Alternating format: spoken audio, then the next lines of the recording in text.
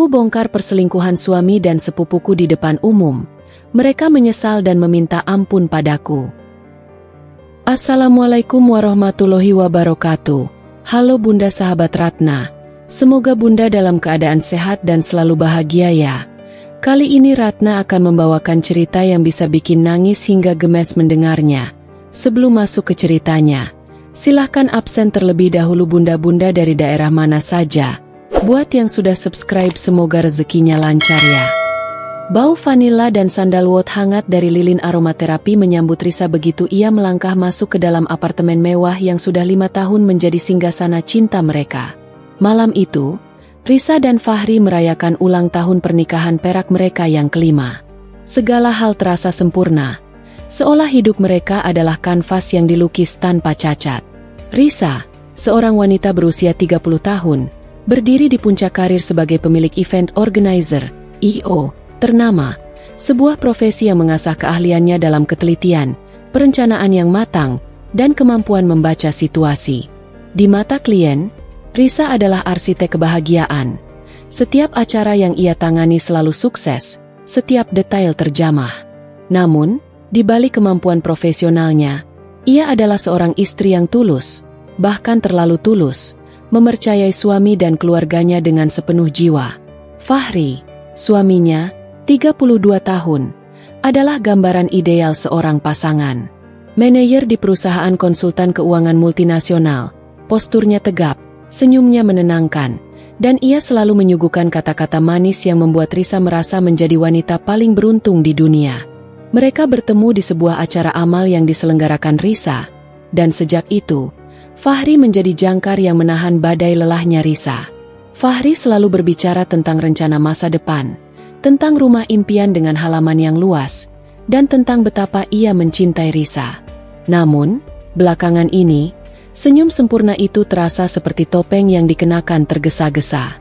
Selamat ulang tahun pernikahan, sayang, bisik Fahri, memeluk Risa dari belakang. Aroma parfumnya yang khas, cedarwood dan sedikit mint, selalu membuat Risa nyaman. Tetapi malam itu, Risa mencium samar-samar wangi lain, yang asing, seperti aroma bunga yang sangat manis, terlalu feminin untuk Fahri. Risa menggelengkan kepala, menganggap itu hanya halusinasi akibat kelelahan bekerja. Risa membalikkan badan dan menangkup wajah Fahri. Terima kasih, sayang. 5 tahun. Rasanya baru kemarin kita resmi menjadi kita. Fahri mengecup kening Risa lama. 5 tahun terindah, bidadariku. Kamu adalah hadiah terbaik yang pernah Tuhan berikan padaku. Mereka duduk di meja makan yang sudah didekorasi romantis oleh Risa sendiri. Sebuah kebiasaan, karena ia tidak pernah bisa sepenuhnya menyerahkan detail penting kepada orang lain. Cahaya lilin menari di mata mereka. Oh, ya. Sebentar, seru Risa, teringat sesuatu. Ia mengambil ponselnya dan menelepon seseorang. Halo, Dina? Ya, baru selesai makan malam romantis. Kami sudah menunggu. Kamu bilang mau datang. Jangan ingkar janji. Aku sudah siapkan wine favoritmu. Di seberang sana, suara Dina, 30 tahun, terdengar sedikit tegang. Dina adalah sepupu dekat Risa, anak dari adik mendiang ayah Risa.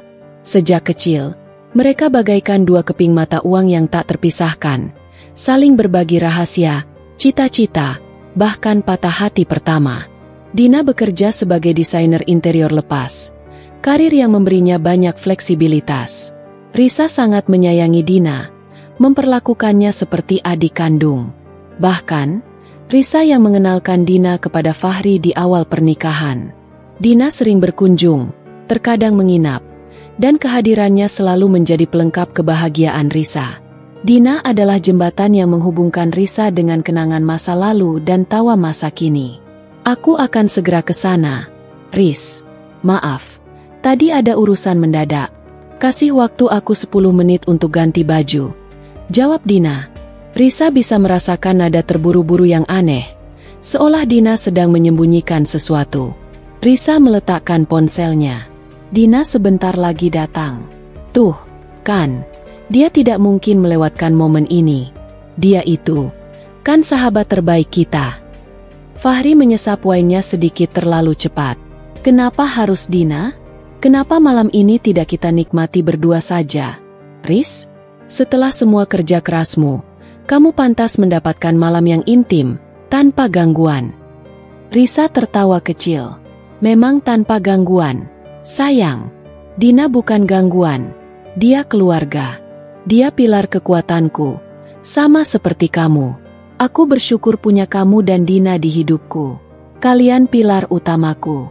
Lagi pula, kamu tahu, kan, aku tidak punya siapa-siapa lagi selain kalian yang benar-benar dekat. Ucapan tulus Risa itu membuat Fahri menunduk.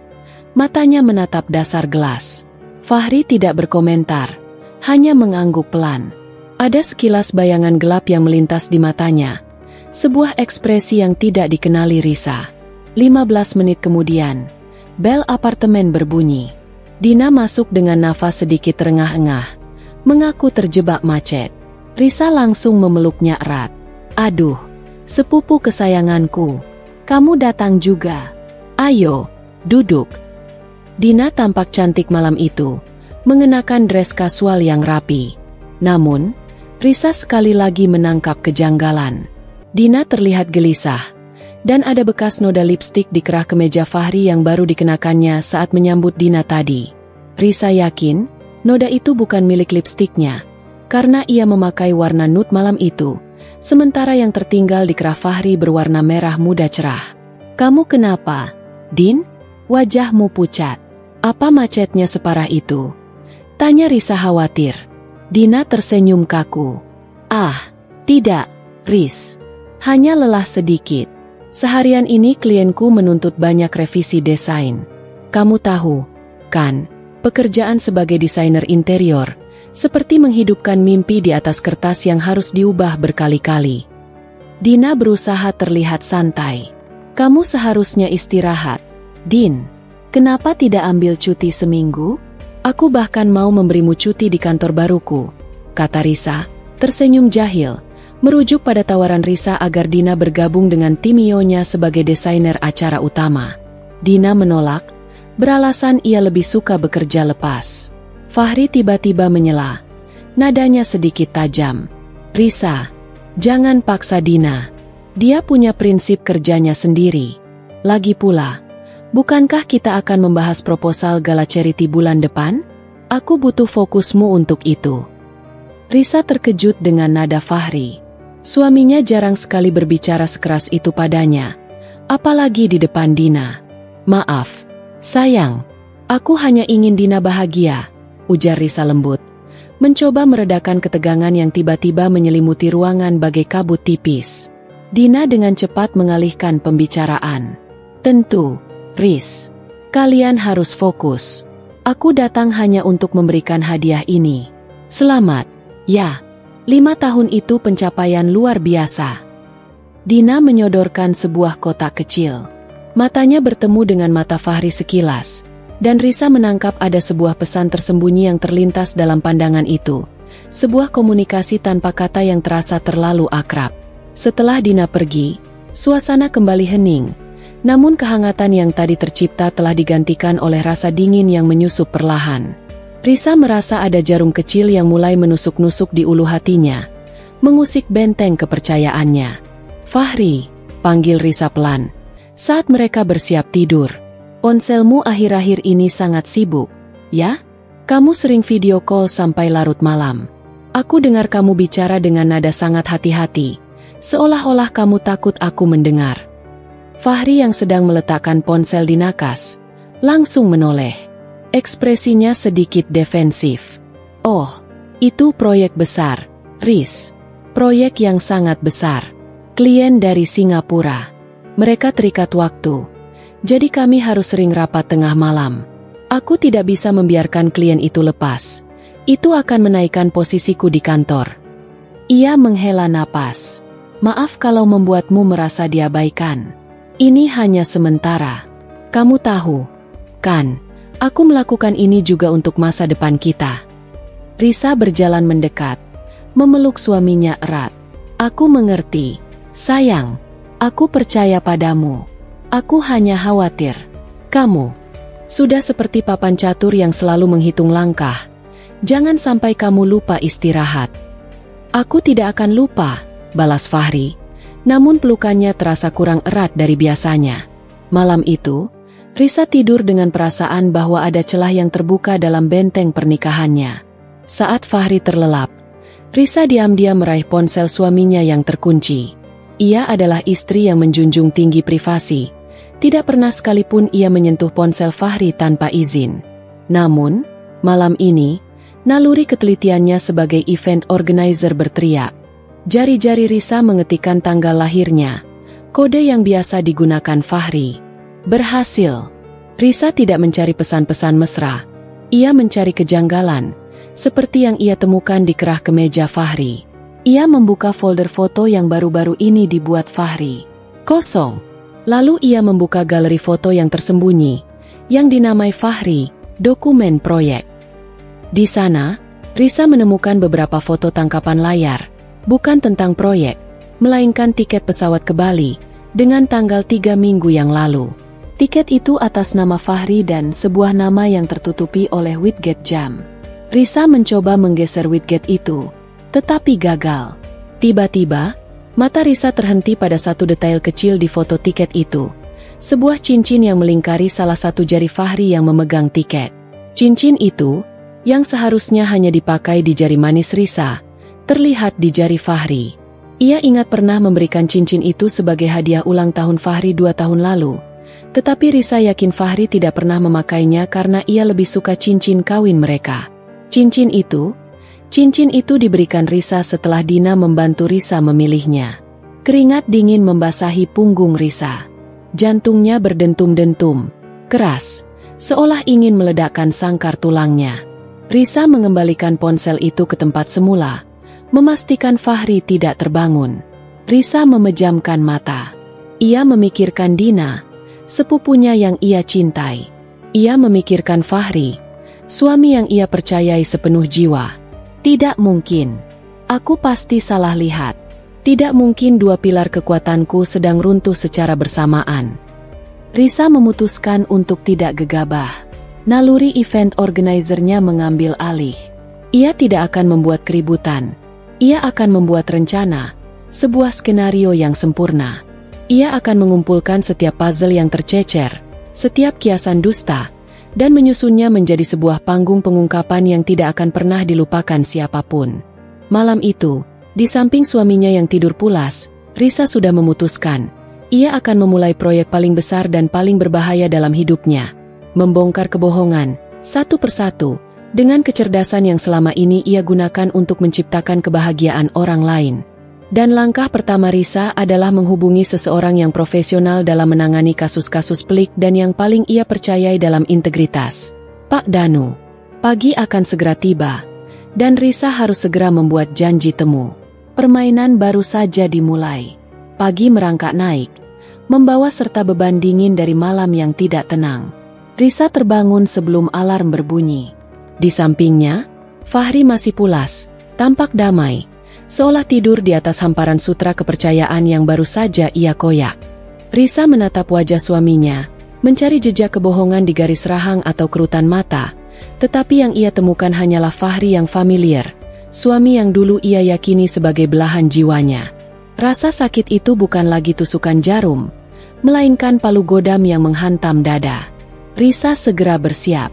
Pakaiannya hari ini harus menyuarakan ketegasan, seolah ia sedang mengenakan zirah baja di bawah kemeja sutranya. Ia harus bertemu dengan Pak Danu, langkah awal dari proyek paling penting dalam hidupnya. Pak Danu, seorang konsultan hukum dan bisnis berusia awal 50-an, memiliki reputasi yang cemerlang. Ia adalah sosok yang sangat profesional dan tenang, sering menjadi mentor Risa dalam urusan kontrak besar perusahaannya. Pertemuan mereka pagi itu bukan tentang acara amal, melainkan sebuah agenda rahasia yang Risa bungkus rapi dengan alasan konsultasi strategis bisnis yang sangat sensitif. Di sebuah kafe tenang di kawasan bisnis, Risa dan Pak Danu duduk berhadapan. Risa tidak langsung menyentuh masalah pribadinya. Ia membuka dengan sebuah pertanyaan bisnis yang sangat spesifik, menguji seberapa jauh ia bisa mempercayai mata rantai kepercayaannya yang tersisa. Pak Danu, anggaplah saya memiliki dua mitra yang sangat saya percayai, yang sangat saya sayangi. Kami sedang menggarap proyek yang melibatkan dana besar. Bagaimana saya bisa memastikan bahwa tidak ada kebocoran atau penyelewengan dana dari kedua mitra ini? Apakah ada cara legal untuk memantau semua transaksi mereka tanpa sepengetahuan mereka? Tanya Risa, matanya tajam. Pak Danu menyesap kopinya. Ekspresinya datar, namun penuh perhatian. Risa, dalam bisnis, trust adalah fondasi, tetapi kontrol adalah perlindungan. Ada banyak cara. Secara legal, jika Anda adalah pemegang saham utama atau decision maker, Anda berhak melakukan audit mendadak atau meminta laporan keuangan detail. Namun, jika Anda bicara tentang memantau tanpa sepengetahuan mereka, ini namanya operasi rahasia. Kenapa Anda tiba-tiba menanyakan ini? Ini bukan gaya Anda. Anda selalu menjunjung tinggi transparansi. Risa menarik napas panjang. Ia tahu ia tidak bisa bersembunyi di balik kiasan bisnis lagi. Ini bukan hanya bisnis, Pak Danu. Ini personal, dan ini menyangkut integritas dan jiwa pernikahan saya. Risa menceritakan tentang keanehan Fahri, telepon tengah malam, widget yang menutupi nama di tiket pesawat, dan noda lipstik di kerah kemeja suaminya yang sangat mirip dengan warna lipstik Dina. Ia tidak menceritakan detail cincin yang ia lihat. Ia memilih menyimpannya sebagai kartu as. Saya yakin ada yang tidak beres. Pak, ini bukan lagi kecurigaan. Ini adalah keyakinan yang sedang saya susun buktinya. Saya tidak mau membuat tuduhan kosong. Saya ingin bertindak. Saya ingin membongkar semua ini di waktu, tempat, dan cara yang paling tidak mereka duga. Saya ingin mereka tahu bahwa saya tidak bodoh, bahwa saya adalah Risa si event organizer yang sangat teliti dalam menyusun acara. Dan kali ini, panggungnya adalah kehancuran mereka. Suara Risa bergetar di akhir kalimat, menunjukkan badai emosi yang ia tahan mati-matian. Pak Danu mengangguk perlahan. Saya mengerti. Anda tidak ingin konfrontasi yang hanya berujung pada air mata dan penyangkalan. Anda ingin keadilan yang terstruktur. Anda ingin membalikan panggung, bukan? Baik, sebagai konsultan dan teman Anda, saya akan membantu Anda menyusun skenario terbaik. Tapi, Risa, Anda harus kuat. Ketika Anda memulai, tidak ada jalan kembali. Apakah Anda siap? Sangat siap, Pak Danu. Saat ini, kepalaku bekerja lebih keras daripada hatiku, jawab Risa, tersenyum pahit. Apa langkah pertama? Rekaman. Bukti digital. Mereka pasti meninggalkan jejak. Kita akan mulai dari sana, sebelum kita menyentuh ranah finansial. Saran Pak Danu. Risa meninggalkan pertemuan dengan Pak Danu dengan pikiran yang lebih terstruktur, tetapi hati yang semakin berat. Malam itu, ia kembali ke apartemen dengan misi pengintaian. Fahri belum pulang, mengirimkan pesan bahwa ia terperangkap rapat penting di luar kota, dan akan kembali lusa pagi. Mendengar kata, luar kota, Risa tersenyum getir.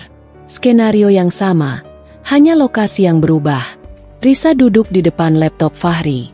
Berkat keahliannya di bidang digital marketing untuk Kionya, ia sangat mahir dalam seluk-beluk komputer. Ia mencari jejak digital yang tersembunyi. Benar saja, di bagian cache dari browser, ia menemukan login yang tertinggal ke sebuah akun email lama Fahri, yang ia kira sudah tidak digunakan. Risa mengakses email tersebut. Jantungnya berdetak kencang seperti drum yang dipukul tanpa ritme. Di folder draft, Risa menemukan 2 email yang belum terkirim. Satu berjudul, ulang tahun pernikahan, dan satu lagi, perjalanan rahasia. Email pertama adalah draft yang ditujukan kepada Risa.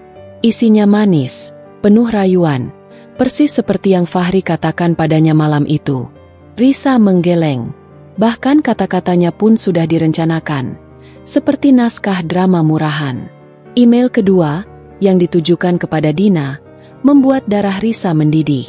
Kepada Dina, subjek, perjalanan rahasia. Sayang, balik kemarin sungguh luar biasa. Aku tahu ini salah, tapi aku tidak bisa lagi menahan api ini. Aku minta maaf harus kembali ke penjara emas itu untuk perayaan 5 tahun. Aku sudah kirim buket bunga mawar ke kantormu sebagai permohonan maaf karena tidak bisa bersamamu malam ini. Jaga dirimu, dan ingat, hati kita terikat, meskipun tersembunyi. Aku akan atur transfer dana proyek itu. Tenang saja, kita berdua pasti akan mendapatkan yang kita inginkan. Risa membaca kata-kata itu berulang kali. Penjara emas. Begitu Fahri mendefinisikan pernikahan mereka. Api. Begitu ia menyebut perselingkuhannya dengan sepupu Risa sendiri. Air mata Risa tidak menetes. Ia sudah melewati fase menangis. Kini, yang tersisa hanyalah kemarahan yang membatu, dingin, dan terencana. Risa segera memotret email itu sebagai bukti tak terbantahkan, menyimpannya di cloud pribadinya yang terenkripsi.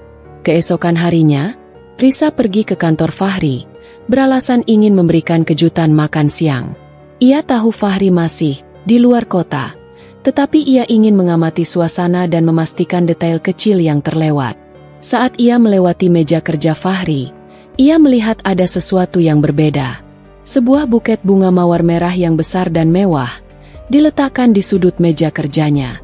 Buket itu tidak mencolok, tetapi posisinya terlalu strategis. Risa mendekat. "Selamat pagi, Bu Risa. Mencari Pak Fahri?" Sapa Lita, sekretaris Fahri yang sudah bekerja lama. "Oh, Lita. Selamat pagi." "Tidak, hanya ingin melihat meja Fahri. Dia bilang dia mendapat kiriman bunga dari klien penting, tapi belum sempat dia tunjukkan padaku," kata Risa dengan nada ramah yang dibuat-buat, seperti seorang aktris yang sedang bermain peran. Lita tersenyum. "Ah, yang ini ya, Bu? Saya yakin ini dari klien yang sangat spesial. Bunganya sangat mahal, segar sekali." Risa menyentuh kelopak mawar itu. Di antara kelopak-kelopak mawar, Risa melihat sebuah kartu kecil. Dengan hati-hati, ia mengambilnya saat Lita sibuk menerima telepon. Tulisan tangan di kartu itu sangat familiar. Tulisan tangan Dina, untuk kesabaran dan cinta yang tak terduga. D, yang diyakini Fahri sebagai Doni, dari klien. Padahal jelas-jelas itu adalah Dina. Skenario sandiwara ini begitu rapi, begitu kejam. Risa teringat malam ulang tahun pernikahannya, saat Fahri berbohong bahwa bunga itu dari klien. Risa menyadari betapa dalam lubang hitam kebohongan ini. "Lita, apa kamu tahu siapa D ini?" tanya Risa santai. Lita berpikir sejenak. "Setahu saya, Pak Fahri memang punya klien besar bernama Doni, Bu. Tapi, ada juga desainer interior yang sering bolak-balik ke kantor belakangan ini. Dia sepupu ibu sendiri, Bu Dina. Dia sering minta Pak Fahri tanda tangan dokumen, terutama terkait proyek gala charity ibu itu. Terakhir kali Bu Dina kemari, dia kelihatan terburu-buru dan sempat bertukar senyum khas dengan Pak Fahri." Risa tersenyum lebar pada Lita, senyum yang tidak mencapai matanya. "Oh, Dina. Ya, mereka memang sering kerja sama belakangan ini. Proyek kami kan besar. Terima kasih. Lita, tolong jaga bunga ini baik-baik, ya." Risa keluar dari kantor Fahri. Bukti kini bukan hanya tumpukan kertas, melainkan batu-batu tajam yang menusuk-nusuk kakinya. Perselingkuhan itu nyata, dan yang lebih mengerikan, perselingkuhan itu terjalin erat dengan proyek bisnis yang akan mereka jalani bersama. Risa kembali ke kantornya sendiri. Di meja kerjanya yang penuh dengan denah acara, ia menarik napas. Telepon dari Fahri masuk. "Hai, sayang. Sudah selesai meetingnya? Maaf ya aku tidak bisa temenin kamu makan siang. Klien ini gila, benar-benar menyita waktu." Suara Fahri terdengar sedikit serak. Risa mengatur suaranya, membiarkan nada manis dan lugu menguasai. "Tidak apa-apa, sayang. Aku mampir ke kantormu tadi, dan aku lihat bunga mawar itu. Wah, klienmu royal sekali, ya." Hening sejenak di seberang telepon. Fahri tampaknya terkejut Risa mengunjungi kantornya. "Ah, iya. Itu, dari klien yang di Singapura. Mereka bilang itu hadiah atas kelancaran negosiasi awal. Kamu suka?" tanya Fahri. Nadanya kembali dikontrol. Risa tertawa kecil. Tawa yang penuh getir yang tersembunyi. Tentu saja aku suka. Mawar merah selalu indah.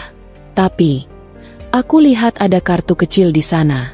Tulisan tangan itu mirip sekali dengan tulisan tangan Dina. Loh, aku sampai pangling. Fahri langsung menjawab cepat. Terlalu cepat. Itu, asistenku yang menyalin tulisan tangan Dina di kartu itu. Riz. Dina yang belikan bunganya atas nama klien Singapura. Karena dia lebih tahu selera bunga. Asistenku saja yang salah. Sudah, kamu jangan terlalu detail. Event organizer. Oke, sayang.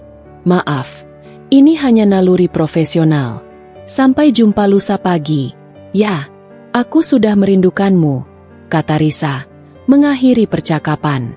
Risa mematikan telepon. Ia duduk kembali, mengambil pulpen dan mulai mencoret-coret denah panggung besar untuk gala charity bulan depan. Di sudut kertas, ia menulis, bunga mawar merah, dari D. Risa harus bertindak lebih dalam lagi. Ia harus menemukan hubungan uang antara Fahri dan Dina, karena instingnya mengatakan, perselingkuhan ini bukan sekadar nafsu sesaat, melainkan persekongkolan yang terorganisir. Risa melirik jam. Sudah waktunya ia menyiapkan langkah berikutnya, mendalami keterlibatan Dina dalam proyek amal mereka. Ia harus bertemu dengan Pak Danu lagi, tetapi kali ini, ia akan meminta Pak Danu untuk mencarikan bukti yang lebih solid dan tidak biasa. Setelah mengumpulkan serpihan bukti, email, kartu bunga, dan bantahan gugup Fahri, Risa menyadari bahwa ia tidak sedang menghadapi ombak kecil, melainkan tsunami pengkhianatan yang terorganisir. Kini, kepalanya benar-benar mengambil alih kendali penuh dari hatinya yang remuk. Risa si event organizer andal telah beralih peran menjadi seorang detektif yang sangat teliti, menyusun timeline dan checklist untuk menjatuhkan dua orang yang pernah menjadi pilar kebahagiaannya. Risa kembali bertemu Pak Danu. Kali ini di kantor konsultan hukumnya yang sunyi. Ia menyajikan semua bukti digital dan fisik. Kartu ucapan dari Dina, yang Fahri sangkal dengan dalih asisten yang salah tulis, dan hasil pelacakan tiket pesawat ke Bali yang menunjukkan keberangkatan dan kepulangan Fahri yang bertepatan dengan hilangnya Dina dari kota. Mereka mengira saya bodoh. Pak Danu, mereka lupa bahwa pekerjaan saya adalah menyatukan setiap detail agar sebuah acara berjalan mulus. Kebohongan ini adalah skenario yang buruk dan ceroboh, ujar Risa, menyandarkan punggung ke kursi, tatapannya kosong namun penuh determinasi. Pak Danu melihat tumpukan bukti itu dengan serius. Risa, ini lebih dari cukup untuk mengajukan gugatan cerai dengan tuduhan perselingkuhan. Tapi saya tahu, Anda tidak hanya menginginkan perceraian. Anda ingin show yang sebanding dengan pengkhianatan yang Anda terima. Risa mengangguk pelan. Perselingkuhan itu adalah aib moral. Tapi insting saya mengatakan ada yang lebih besar. Mereka bekerja sama dalam proyek amal besar kita. Pak, saya ingin Anda fokus pada jejak uang. Fahri adalah manajer keuangan, dan Dina bertanggung jawab atas pembelian aset dan dekorasi interior acara. Bisakah kita lihat data transaksi mereka, terutama yang terkait dengan dana proyek amal yayasan? Saya takut perselingkuhan ini hanya kedok dari perampokan terencana. Pak Danu tersenyum tipis, sebuah senyum apresiasi atas kecerdasan Risa. Anda benar-benar tidak main-main. Saya akan mengurusnya. Kami bisa melakukan audit digital mendalam, tetapi itu butuh waktu. Sementara itu, Anda harus terus bermain peran. Jangan sampai mereka curiga bahwa Anda tahu. Bersikaplah seperti Risa yang vulnerable dan terlalu sibuk dengan persiapan acara besar. Berpura-pura bodoh adalah keahlian baru saya, jawab Risa sinis. Malam harinya, Risa melaksanakan misi yang lebih berisiko, mencari bukti fisik di apartemennya sendiri. Fahri masih di luar kota, memberinya waktu luang yang ia butuhkan. Sasarannya, kamar tamu, tempat Dina sering menginap. Risa masuk ke kamar tamu. Di sudut ruangan, teronggok sebuah koper tua berwarna marun yang sering dibawa Dina saat bepergian jauh. Koper itu terlihat sedikit berdebu, tetapi Risa ingat betul, Dina meminjamnya 3 minggu yang lalu, bertepatan dengan tanggal keberangkatan Fahri ke Bali. Risa berlutut di depan koper itu. Tangannya gemetar saat menyentuh kunci resletingnya. Ini adalah batasan terakhir. Ia merasa seperti sedang membongkar kuburan kepercayaannya sendiri. Koper itu tidak terkunci. Di dalamnya, sebagian besar berisi pakaian kotor milik Dina yang belum sempat dicuci. Semuanya pakaian musim panas. Risa menggeser isinya. Di lapisan paling dasar, Risa menemukan sebuah amplop tebal berwarna coklat, diselipkan di antara sela-sela kain. Risa membuka amplop itu. Isinya membuat nafasnya tercekat. Pertama, ada fotokopi tiket pesawat. Bukan hanya ke Bali, tetapi juga ke Lombok. Nama penumpang tertera jelas, Fahri Ardiansyah dan Dina Permata. Tiket itu bertanggal persis dengan saat Fahri mengaku sedang lembur dan rapat di kantor. Ya Tuhan, bukan sekali. Ini adalah pola. Mereka sudah menjadikan perselingkuhan ini sebagai agenda rutin. Kedua, Risa menemukan sebuah buku catatan kecil bersampul kulit hitam. Buku itu berisi coretan tangan Dina, mulai dari daftar belanja, mood board desain, hingga perhitungan keuangan. Di beberapa halaman, Risa menemukan angka-angka yang sangat detail dan mencurigakan. Total dana yayasan, Rp miliar. Pembelian aset dekorasi, vendor A 350 juta rupiah, faktur palsu. Biaya konsultasi manajemen, Fahri 200 juta rupiah, tambahan fee. Total yang harus di-cover, 550 juta rupiah. Jadwal transfer ke rekeningku, Dina setiap tanggal 10. Fahri akan mengurus pembukuan ganda. Jantung Risa benar-benar terasa sakit, bukan lagi karena pengkhianatan cinta, tetapi karena pengkhianatan moral dan hukum yang begitu besar. Ini bukan sekadar perselingkuhan. Ini adalah persekongkolan kriminal yang menggunakan proyek amal sebagai sarana penipuan. Mereka tidak hanya merusak hati Risa, tetapi juga merusak reputasi Risa di dunia bisnis yang menjunjung tinggi integritas. Risa menelusuri isi buku catatan itu lagi. Ia menemukan sebuah halaman yang berisi puisi singkat, ditulis tangan oleh Fahri, yang ditujukan kepada Dina. Kamu adalah pelabuhan tenang dari badai pernikahan yang kuciptakan sendiri. Aku rela berlayar jauh, meninggalkan pelabuhan lama yang kusebut rumah, demi dermaga senyummu. Puisi itu, yang ia temukan di buku harian sepupunya, dari suaminya, membuat Risa merasa tenggelam dalam sumur kepedihan yang tak berdasar. Dina bukan hanya selingkuhan, ia adalah orang yang tahu betul kelemahan dan rahasia rumah tangga Risa. Ia adalah Judas yang mencium di pipi. Risa segera memotret semua bukti di koper, lalu mengembalikan koper itu ke tempatnya semula, persis seperti sebelum ia sentuh. Ia memastikan tidak ada jejak yang tertinggal. Keahliannya dalam mengatur props dan setup acara kini berguna untuk menyamarkan pergerakannya sendiri. Keesokan harinya, Risa kembali ke kantornya. Wajahnya tampak lelah, tetapi matanya memancarkan api yang membara. Ia segera menghubungi Pak Danu. Pak Danu, hentikan audit. Saya sudah menemukan inti permasalahannya. Bisik Risa melalui telepon. Nadanya tenang namun mendesak. Ia menceritakan penemuannya tentang buku catatan dan perhitungan dana proyek amal yang terindikasi fiktif. Astaga, Risa, ini kasus besar. Penggelapan dana yayasan amal. Ini bisa menyeret Fahri ke penjara, dan Dina akan ikut terseret sebagai kaki tangan utama. Kata Pak Danu, terdengar sangat terkejut. Saya tahu, Pak, dan ini akan menjadi bagian terpenting dari panggung saya. Saya ingin kehancuran mereka tidak hanya bersifat emosional, tetapi juga profesional dan hukum. Mereka harus membayar mahal. Tapi tolong, pastikan nama saya dan perusahaan IO saya bersih. Saya tidak mau terlihat terlibat dalam kejahatan ini. Pinta Risa. Anda harus segera melakukan sesuatu untuk melindungi aset Anda. Jika dana itu dicuri atas nama proyek Anda bisa dituduh terlibat. Anda harus mengambil langkah hukum untuk melindungi diri Anda. Kita harus segera membalik nama semua aset bisnis dan properti yang Anda beli dengan uang Anda sendiri. Desak Pak Danu. Lakukan, Pak Danu. Pindahkan semua legalitas perusahaan dan aset berharga atas nama saya. Saya akan siapkan semua dokumennya. Saya ingin mereka jatuh pada saat yang paling memalukan, Di depan semua orang yang mereka coba tipu, kata Risa. Ia kemudian melihat timeline acara. Gala charity tinggal 3 minggu lagi.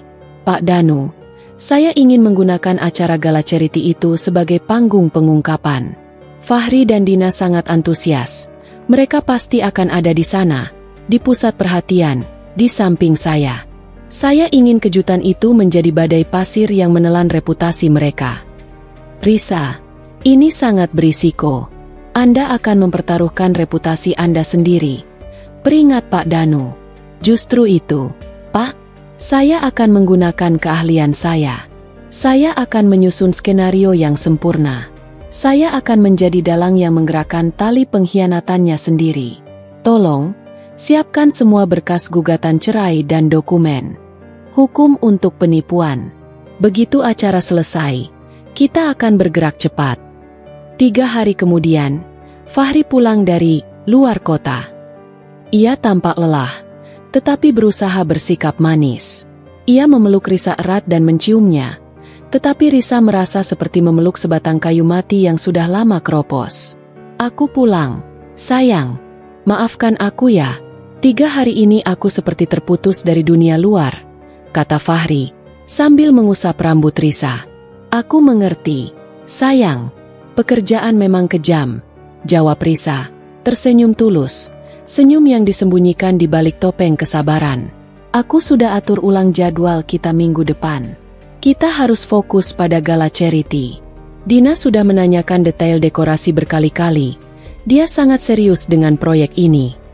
Mendengar nama Dina, Fahri terlihat lega. Oh, baguslah kalau Dina yang mengurusnya. Dia memang orang yang sangat bisa diandalkan. Dia sangat teliti, seperti kamu. Aku bersyukur dia ada di sisi kita. Risa menatap mata Fahri yang penuh kebohongan itu. Dia adalah satu-satunya yang bisa kuandalkan saat ini, batin Risa. Ya, Fahri. Dina adalah satu-satunya, jawab Risa pelan, mengulang kata-kata itu dengan makna ganda yang hanya ia yang tahu. Percakapan itu semakin memperkuat keyakinan Risa. Mereka berdua, suami dan sepupu yang seharusnya menjadi pilar terkuat dalam hidupnya, kini berdiri di atas tanah pengkhianatan yang sama. Risa tahu, waktu untuk berpura-pura sudah hampir habis. Panggung utama sedang dibangun. Dan sebentar lagi, lampu akan menyala, menguak semua sandiwara. Risa telah mengamankan asetnya. Sekarang ia hanya perlu mengamankan penontonnya. Setelah Risa mengamankan semua bukti perselingkuhan dan, yang lebih penting, mengamankan asetnya melalui bantuan Pak Danu, udara di apartemen terasa tebal. Risa dan Fahri melanjutkan peran mereka sebagai pasangan sempurna yang sedang sibuk mempersiapkan acara gala charity terbesar tahun ini. Namun, di balik setiap tawa dan diskusi proyek, Risa adalah boneka porselen yang berisi bom waktu, menunggu momen yang tepat untuk meledak. Risa menggunakan setiap kesempatan untuk mengamati gerak-gerik Fahri dan Dina, yang kini semakin intens bekerja sama di bawah payung proyek amal. Keduanya terlihat begitu antusias, seolah ingin segera menutup lubang gelap yang Risa yakini adalah penyelewengan dana. Fahri, dengan jabatan manajerialnya, mengontrol alur dana, sementara Dina, sebagai desainer interior, bertanggung jawab atas semua pembelian dekorasi dan penyewaan vendor, terutama vendor-vendor baru yang tidak pernah digunakan Risa sebelumnya. Suatu sore, Risa, Fahri, dan Dina berkumpul di kantor Rio Risa untuk membahas detail akhir panggung dan tata letak ruangan. Risa sengaja menciptakan suasana santai, menyajikan teh hangat, dan membiarkan mereka berbicara bebas.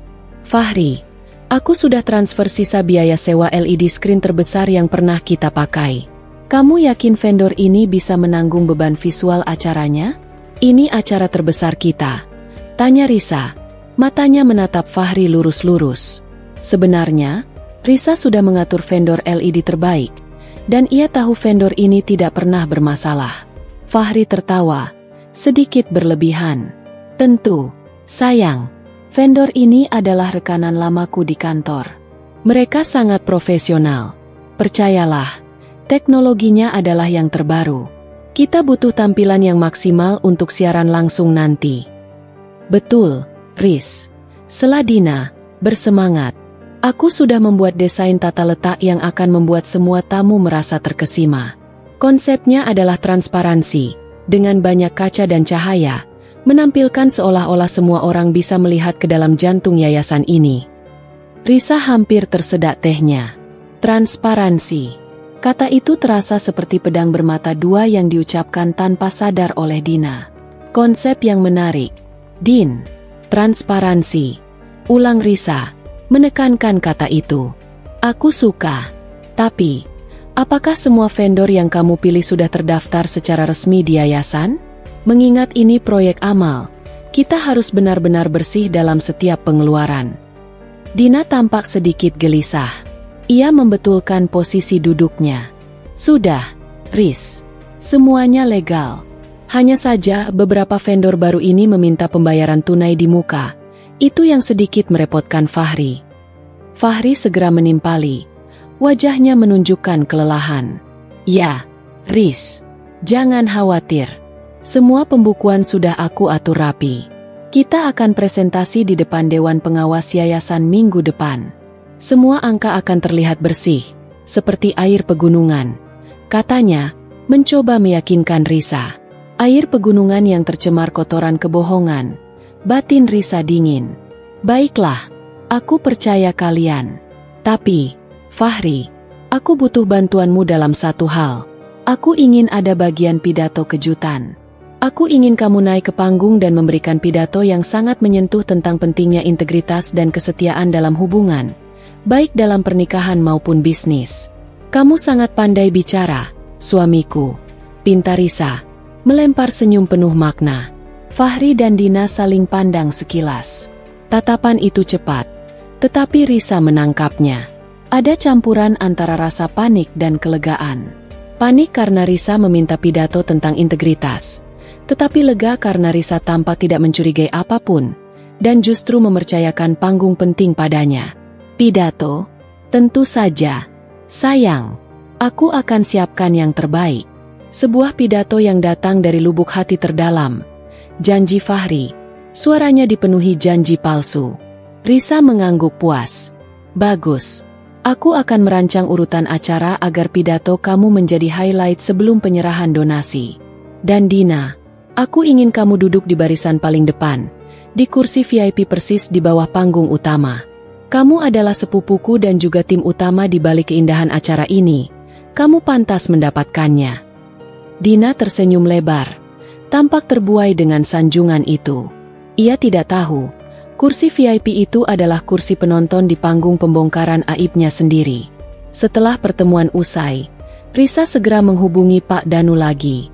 Ia menceritakan permintaan pidato dan posisi strategis Dina. Pak Danu, saya ingin Anda siapkan dua hal. Pertama, materi presentasi yang kontras dengan pidato Fahri. Kedua, sebuah flash drive tersembunyi yang berisi semua bukti yang saya kumpulkan, email, foto tiket, dan perhitungan kotor di buku Dina. Saya akan menyisipkannya ke konsole utama di ruang kontrol teknis. Saat Fahri berbicara tentang integritas dan kesetiaan, saya ingin layar LED besar itu memutar materi presentasi saya. Jelas Risa, suaranya seperti jenderal yang memberi perintah perang. Skenario Anda terlalu mendebarkan. Risa, Anda akan mempertaruhkan segalanya, kata Pak Danu. Saya tidak punya pilihan, Pak. Kepercayaan saya sudah dibakar hangus. Sekarang, saya hanya ingin kebenaran tersaji di depan mata mereka, disaksikan oleh semua orang yang mereka hormati dan coba tipu. Saya akan menggunakan profesi saya sebagai senjata. Saya akan membuat produksi drama yang paling jujur, balas Risa. Risa, dengan dalih sibuk mengawasi vendor di lapangan, memberikan Fahri dan Dina kunci ruang kantornya selama beberapa hari. Ia pura-pura mempercayai mereka sepenuhnya untuk menyelesaikan semua dokumen akhir proyek. Sebenarnya, itu adalah umpan manis Risa. Ia ingin mereka merasa aman, semakin nyaman dalam kebohongan mereka. Saat Risa sedang mengawasi pemasangan dekorasi di lokasi acara, sebuah ballroom mewah yang akan menjadi saksi bisu, ia menerima telepon dari Fahri. Sayang, dokumen yang aku cari tidak ada di laci. Apa kamu melihatnya? Dokumen perjanjian dengan yayasan, yang mencantumkan detail alokasi dana dan nama-nama yang bertanggung jawab? Tanya Fahri, nadanya sedikit panik, namun tetap berusaha terdengar santai. Oh, dokumen itu. Sudah aku amankan. Fahri, tenang saja. Aku tidak mau dokumen sepenting itu hilang. Aku taruh di dalam brankas di kamar kita. Kunci cadangan ada di meja rias. Kamu bisa ambil, jawab Risa, memberikan akses penuh. Risa tahu dokumen itu tidak ada di brankas. Ia sudah menyerahkan semuanya pada Pak Danu. Tapi ia ingin melihat reaksi Fahri ketika ia memberinya akses penuh pada tempat yang seharusnya berisi rahasia terbesar Risa, brankas pribadinya. Jika Fahri jujur, ia akan langsung mencarinya. Jika ia bersekongkol, ia akan mencari kesempatan lain. 15 menit kemudian, Fahri menelepon lagi. Aduh, Risa, maaf, aku sudah coba buka brankasnya, tapi kuncinya macet. Aku sudah berusaha, tapi aku tidak mau merusak brankas. Lebih baik kamu saja yang buka kalau sudah pulang, ya? Risa tersenyum dingin. Fahri berbohong. Brankas Risa tidak pernah macet. Ia hanya tidak ingin Risa curiga. Ia pasti sudah membuka brankas itu, tetapi tidak menemukan dokumen yang ia cari karena Risa sudah mengalihkannya. Baiklah, sayang, jangan khawatir. Aku akan mencarinya nanti malam. Sekarang, fokus saja pada presentasi dengan Dewan Pengawas. Dina sudah di sana bersamamu, kan? Tanya Risa. Ya, kami sudah siap. Doakan kami ya, sayang, ujar Fahri. Tentu saja. Aku selalu mendoakan yang terbaik untuk kalian berdua. Tutup Risa. Malam itu, Risa pulang. Apartemen kosong. Fahri masih sibuk, rapat. Risa berjalan menuju kamar tidur, mengambil kunci brankas, dan membukanya. Di dalamnya, Risa menemukan ada satu hal yang hilang dari tempatnya.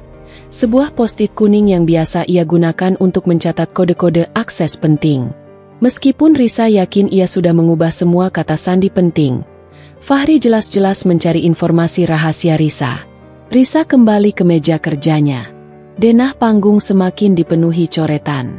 Risa melingkari ruang kontrol audiovisual di belakang panggung. Ia tahu, disitulah ia akan menanam ranjau kebenaran. Ia akan menjadi satu-satunya yang tahu tombol play di acara besar itu. Aku akan membuat panggung ini menjadi momen yang tidak hanya menyentuh, tetapi juga menghancurkan. Risa berbisik pada dirinya sendiri. Rasa sakitnya telah berubah menjadi energi yang mengerikan. Ia bukan lagi Risa yang lemah dan lugu. Ia adalah Risa, sang event organizer, yang sedang merencanakan klimaks yang akan mengubah hidupnya dan kehidupan dua pengkhianat itu selamanya. Setelah insiden brankas macet, Risa semakin yakin bahwa Fahri tidak hanya sibuk menutupi perselingkuhannya, tetapi juga sedang mencoba mengubur bangkai skandal keuangan. Permainan pura-pura percaya ini kian menguras tenaga Risa, namun dendam yang berbalut keadilan menjadikannya bensin untuk terus maju. Ia harus membuktikan bahwa Fahri dan Dina tidak hanya berdosa dalam cinta, tetapi juga berdosa dalam integritas. Risa kembali menghubungi Pak Danu. Kali ini, Pak Danu datang membawa hasil awal audit digital yang ia lakukan terhadap sistem pembukuan proyek Gala Charity Yayasan, yang diurus oleh Fahri. Risa, hasil awal audit ini sangat mengkhawatirkan, kata Pak Danu, meletakkan laptop di meja rapat kantor Risa. Wajahnya serius, memancarkan aura kegentingan. Tolong jelaskan, Pak. Saya siap mendengarkan hal terburuk, balas Risa, bersiap menghadapi gelombang kenyataan pahit berikutnya. Fahri telah membuat 2 set laporan keuangan. Satu laporan yang rapi untuk Dewan Pengawas, dan satu lagi, yang ini. Pak Danu menggeser layar, menampilkan sederet data transfer mencurigakan.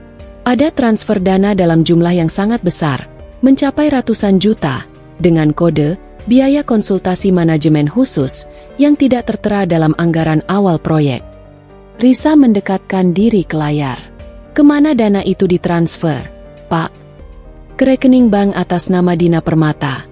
Jawab Pak Danu tanpa basa-basi. Dia bukan konsultan manajemen, Risa.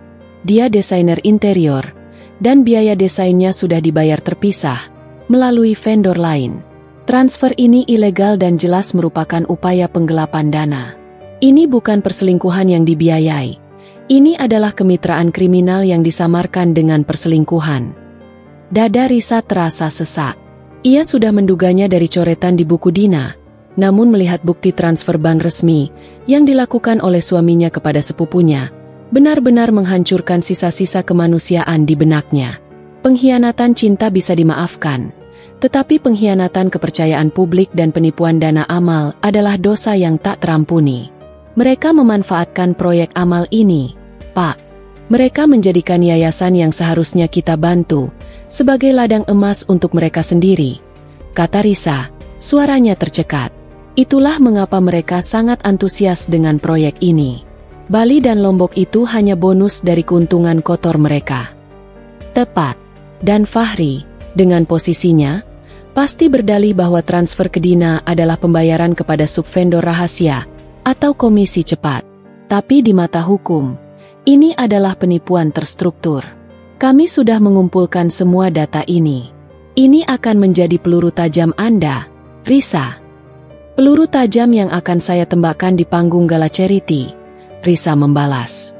Ia kemudian memikirkan langkah selanjutnya. Bagaimana memancing mereka untuk mengakui detail finansial ini. Sore itu, Risa mengundang Dina ke apartemennya untuk revisi mendadak dekorasi panggung. Fahri sengaja ia minta pergi keluar untuk membeli wine sebagai perayaan kecil atas kelancaran persiapan acara. Dina datang dengan membawa mock-up desain yang mewah dan mahal. Ia tampak bangga dengan pekerjaannya. Lihat, Riz, aku tambahkan chandelier kristal ini.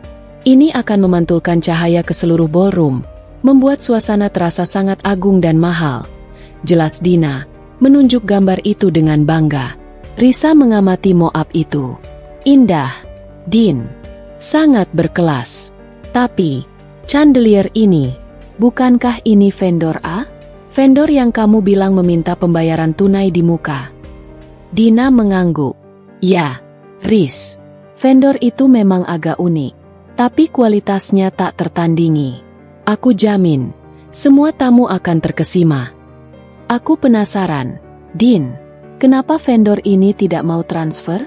Mereka tampak besar dan profesional. Pancing Risa. Matanya tetap menatap mock-up, tidak memberi Dina kesempatan untuk membaca ekspresinya. Dan aku juga penasaran, kenapa Fahri yang mengurus pembayarannya, bukan aku? Bukankah aku yang harusnya mengontrol semua pengeluaran dekorasi? Dina mulai gelisah, senyumnya memudar. Ia mengambil cangkir tehnya, mencoba terlihat tenang. Itu karena Fahri yang merekomendasikan mereka. Riz, dia bilang, dia ingin kamu fokus pada jadwal bintang tamu dan media. Urusan remeh-temeh finansial biar dia dan aku saja yang urus. Risa mengangkat kepalanya, menatap Dina lurus-lurus. Remah-temeh? Ratusan juta. Din, itu bukan remah-temeh. Itu dana amal, tekan Risa. Nadanya masih tenang, tetapi mengandung ancaman yang tak terucap. Dina terdiam. Wajahnya langsung pucat. Ia tahu Risa sudah mencium bau busuk ini. Aku tidak tahu maksudmu, Riz. Dina tergagap. Suara biasanya yang percaya diri kini berubah menjadi gemericik air ketakutan. Risa melanjutkan, memainkan peran seolah ia hanya sedikit bingung, bukan marah. Aku melihat laporan di laptop Fahri tadi. Aku lihat transfer ke rekeningmu. Sejumlah itu. Din, apakah ini terkait dengan pembayaran tunai vendor A? Kenapa dana itu ditransfer ke rekening pribadimu dulu, sebelum dibayarkan ke vendor? Bukankah itu berisiko? Bagaimana kalau ada audit mendadak? Kita bisa dituduh penggelapan. Din. Risa sengaja menyebut kita untuk menarik Dina ke dalam perahu yang sama. Dina tiba-tiba menangis kecil. Riz, Aku janji itu semua untuk proyek. Aku hanya menampung sementara. Vendor A itu memang butuh uang cepat. Fahri bilang dia tidak mau dana itu terdeteksi terlalu awal oleh yayasan, karena itu dana cadangan. Jadi dia minta aku membantu menampungnya. Aku bersumpah, itu semua ada info C-nya. Info fiktif, Din. Risa menusuk dengan satu pertanyaan telak. Tidak, maksudku, info itu, mungkin ada sedikit pembengkakan harga di sana-sini. Tapi itu wajar dalam bisnis besar. Riz, kamu tahu, ada fee untuk menjaga rahasia, untuk memastikan barang tepat waktu. Dina kini menangis sungguhan, tangis penyesalan yang baru tumbuh karena takut ketahuan, bukan karena rasa bersalah. Fee untuk menjaga rahasia. Rahasia apa, Din? Rahasia bahwa kamu dan suamiku bersekongkol menipu yayasan, selain bersekongkol mengkhianatiku. Risa membiarkan pertanyaan itu menggantung di udara, menciptakan keheningan yang mematikan. Dina terisak-isak. Risa, tolong, aku mohon. Ini bukan seperti yang kamu pikirkan. Aku mencintaimu. Kamu sepupuku. Aku hanya terbawa arus. Fahri yang memulainya. Dia bilang, setelah proyek ini sukses, kami bisa berdua. Dia bilang, dia tidak bahagia denganmu. Dia yang merayu dan memintaku membantunya. Risa berdiri, menjauh dari Dina. Jarak yang tercipta itu terasa seperti jurang yang memisahkan mereka selamanya. Kamu mengatakan bahwa suami dan sepupuku bersekongkol untuk menipu sebuah yayasan amal, dan kamu menyalahkannya pada ketidakbahagiaan, Fahri. Aku mengerti, Din. Aku sekarang mengerti seberapa rendah harga dirimu. Tiba-tiba, kunci pintu berputar. Fahri kembali, membawa 2 botol wine mahal. Ia terkejut melihat Dina menangis histeris di ruang tamu. Astaga, ada apa ini? Dina, Risa, ada apa? Fahri panik. Matanya langsung tertuju pada Risa, mencari jawaban. Dina dengan cepat mengusap air matanya dan berbohong. Tidak ada apa-apa, Fahri. Risa hanya sedikit marah karena chandelier yang aku pilih terlalu mahal. Aku sudah bilang, aku akan urus kelebihan biayanya sendiri. Jangan khawatir. Fahri menatap Risa dengan tatapan bertanya dan curiga. Risa memaksakan senyum yang manis. Ya, sayang. Dina terlalu sensitif soal budgeting. Aku hanya bertanya kenapa dana itu harus ditransfer ke rekening pribadinya dulu. Aku hanya ingin transparan. Fahri, ini kan dana amal. Tapi Dina sudah meyakinkanku bahwa dia hanya menampung sementara, demi kelancaran proyek. Aku percaya kalian berdua. Risa melangkah mendekati Fahri, mengambil wine dari tangannya. Aku sangat percaya padamu, suamiku. Dan pada sepupuku, kalian berdua adalah tim terbaik yang aku miliki. Sekarang, mari kita minum wine ini, dan kita lupakan sejenak masalah budgeting yang remeh-temeh ini. Kita fokus pada pidato, integritas dan kesetiaan, yang akan kamu sampaikan di panggung utama. Fahri terlihat sangat lega, seolah baru saja lolos dari lubang jarum kematian. Ia memeluk Dina sekilas, isyarat yang tidak luput dari pandangan Risa. Terima kasih, sayang. Aku janji, aku akan membuat acara ini sempurna. Dan pidato itu akan menjadi pidato terbaik dalam hidupku. Risa mengangguk. Aku tidak sabar menunggu pidato itu. Fahri, aku benar-benar ingin mendengarnya, kata Risa. Suaranya mengandung janji dan ancaman yang samar. Risa membiarkan mereka merasa bahwa ia puas dengan jawaban itu. Ia membiarkan mereka berpikir bahwa ia adalah istri bodoh yang terlalu sibuk. Padahal, Risa baru saja mendapatkan konfirmasi verbal tentang penggelapan dana itu dari Dina. Bukti kemitraan jahat mereka kini sudah lengkap. Perselingkuhan dikuatkan oleh tiket, dan penipuan finansial dikuatkan oleh pengakuan takut Dina dan transfer Fahri. Risa kini siap untuk langkah selanjutnya. Membuat rekaman pengakuan mereka, tanpa sadar, saat mereka latihan pidato. Panggung sudah siap, lampu sorot sudah diatur. Kini, Risa hanya perlu menangkap suara mereka. Langkah menuju klimaks semakin dekat. Setelah konfrontasi terselubung mengenai masalah budgeting proyek, Fahri dan Dina menunjukkan kewaspadaan sesaat, namun dengan cepat kembali terbuai oleh kepura-puraan Risa yang begitu meyakinkan. Mereka kini sepenuhnya yakin bahwa Risa hanyalah singa betina yang terlalu jinak, terlalu fokus pada detail acara sehingga melupakan detail kehidupan pribadinya. Kepercayaan diri palsu mereka adalah angin surga yang Risa gunakan untuk melancarkan langkah selanjutnya. Risa tahu bahwa bukti digital dan transfer bank yang dikumpulkan Pak Danu sudah cukup untuk menghancurkan mereka secara hukum. Namun, untuk menjatuhkan mereka di panggung publik dan menenggelamkan rasa penyesalan mereka hingga ke dasar hati, Risa membutuhkan senjata pamungkas, suara mereka sendiri, yang mengakui kejahatan cinta dan integritas mereka. 2 hari sebelum gala charity, Risa mengumumkan sesi latihan pidato di apartemen. "Fahri, kamu harus tampil sempurna," ujar Risa dengan nada manja saat mereka bersiap untuk makan malam. "Pidato, integritas dan kesetiaan, ini sangat penting. Aku ingin kamu terlihat meyakinkan, bukan hanya sebagai manajer yang sukses, tapi juga sebagai suami yang setia dan bertanggung jawab." "Tentu, sayang," jawab Fahri, tersenyum bangga. "Aku sudah menyiapkan naskah yang luar biasa. Aku akan membuat semua orang menangis terharu." "Jangan hanya kamu yang terharu, Fahri. Semua orang harus merasakan ketulusannya," balas Risa, tersenyum lebar. "Aku juga mengundang Dina malam ini. Dia harus melihat dan memberikan masukan tentang penjiwanmu. Bagaimanapun, dia adalah desainer yang membuat panggungnya. Dia tahu vibe yang kita butuhkan." Fahri tampak sedikit tidak nyaman mendengar Dina akan ikut, tetapi ia cepat mengangguk. Ia tidak bisa menolak permintaan Risa tanpa terlihat mencurigakan. Maka, malam itu, apartemen Risa menjadi set pementasan kebohongan. Risa memasang sebuah mikrofon perekam mini berteknologi tinggi di bawah vas bunga kristal di meja ruang keluarga. Mikrofon itu sangat kecil, disamarkan dengan sempurna di antara kelopak bunga. Risa yang ahli dalam penataan akustik acara tahu betul, vas kristal itu akan membantu merekam percakapan di ruangan itu dengan kualitas suara yang jernih. Dina datang tak lama kemudian. Kehadirannya selalu membawa kecanggungan terselubung di antara ketiganya. "Baiklah, kita mulai," seru Risa, penuh semangat. "Anggap saja ini panggung aslinya. Dina, kamu duduk di sana, di sofa, di mana para VIP akan melihat Fahri.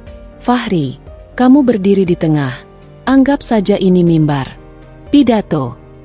Fahri berdiri tegap, memegang naskah pidatonya. Ia mulai membaca, suaranya lantang dan berwibawa.